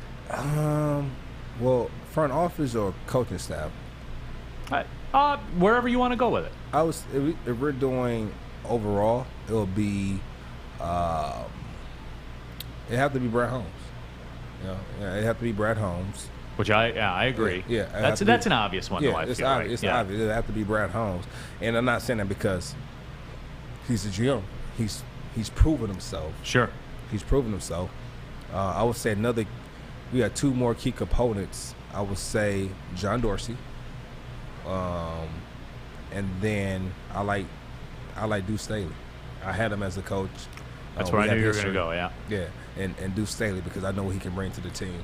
The John Dorsey thing was big in the NFL circles. Like that, I feel like maybe common fans don't understand the level that hit hard, and the national NFL scope. That was a big thing. Because not only did he help put together the Cleveland Browns and help put together the Kansas City Chiefs. Well, it was another team he was with that he helped put together as well. I believe before then, but I mean he's proven in this league, and so I think that was crucial to have a guy of his magnitude kind of shadowing over some of the decision making that Brad Holmes was doing, and kind of having people to kind of throw ideas off of. I remember when he got there, I would talk to some people in the building, and they felt like the temperature went from here with Bob Quinn to here, and so by that temperature going down, the way he interacted with the staff felt like he really cared about their opinion, about all the hard work that they've been putting in. And so one of the things that he was doing was he would ask different people, how do you feel about this guy? And they'll tell him, all right, why do you feel that way? And they said they didn't get that same type of interaction with Bob Quinn. And so I think that alone, to have people in the office who feel appreciated for the work they're doing, will only make them want to work that much harder for you, which is another reason why I would say Brad Holmes is one of the best hires, in my opinion, not just what he's done so far with the picks and getting the extra draft picks and the Stafford deal, but also he's the quarterback of the room that's going to make everyone in the room have that hope of we could win. So let me do my part. Let me do my job to make sure I can help put this team in the best position to become a winning franchise and to change the culture of not only this locker room but of this entire organization. And so that's one thing I like about Brad Holmes, that me sitting back and looking at the things he's doing and the things I hear, I like it. Now, and I'm a big Brad Holmes guy too, and you've heard that throughout the show, just because for me it's the draft philosophy, because the assets are what's important. Acquisition of draft capital, draft assets, because that's how you win. It's been proven time and time again. That's how you win in the NFL, through the rookie contract. We've established this. I've said that. I mean, I would lean towards Dan Campbell, and let me tell you why. And it's going to sound funny because I'm going to be critical of the very thing that I really buy into with Dan Campbell. The press conference, right? The opening press, and it's not the biting the kneecaps, and it's got nothing to do with that. For me, when he looks in that camera and he says, I have to win football games, you never hear coaches say that stuff. I've never heard a previous coach put that on himself to say, if I don't win football games, none of it matters. None of this matters. This press conference, anything I say, nothing else matters. And that's what's big to me, because let's address it, man. We all know it's there. And look, the press conference are cool when you're 0-0. Biting kneecaps are cool when you're 0-0. But when you're 1-5, nobody's got time for that stuff anymore. And so for me, it's Dan Campbell looking into the camera and saying, I have to win football games. Because through all this, through everything that we're talking about, through the plan, the draft plan that's real, that you're seeing be executed, when Brad Holmes does everything for a reason, that's real. That's not real when you're 1-5. Because at the end of this, Joy, and you know this, man, the scoreboard tells all. It's a bottom line business. If you win, you did the job. If you don't, you didn't. At the end of the day, I think Dan Campbell is going to have a pass this year. He's going to have a pass. He can go 0-16 this year. He has a pass. No, don't get me wrong. He has a pass this year. He's got some runway. You can tell by the contract they gave him. That was a little bit longer contract, I think, for coaches than we've typically seen. Don't get me wrong. There is some runway. Yeah, I remember when he came here, he was the 6th interview. It was supposed to be 7 interviews. Right. And they ended up choosing him because one thing they talked about before they started the interview process is they wanted a coach who wanted to be here. And the first thing that Coach Campbell said when he got here is, I want to coach this team. I want to be here. I want to come back here and help us to our glory. And I'm paraphrasing, but he wanted to be here, right? And it's funny, Chad, but not that Chad, said we should call the show The Art of R&B. Yeah. That's pretty. That's pretty clever. But I don't want art name associated with anything that I'm doing here at the network. So people are gonna think it's a music show then. No, I like it though. But I am. I'm a big Dan Campbell guy because he looked on the camera and he stated the obvious. Yeah. And you don't see that. And sometimes, especially with the previous regime, I wondered if they understood that reality. Were they aloof to that reality to some degree? I mean, I don't know the answer to that question, but it really made me question. We're here, and when he talks about the fans and he says, "Hey, you guys are tired of that shit," like when he says that in a press conference, I felt that. You felt it. Because I am kind of tired of that. We are kind of tired of that shit. Like that's what I'm saying. Yeah, and my eyes are red because I'm tired. So I'm about to go home and get some rest after I handle a few meetings. All right. But you have Neil Rule, Joique Bell. Thanks for tapping in to the Woodward Sports Network. Catch y'all tomorrow. Gang, gang.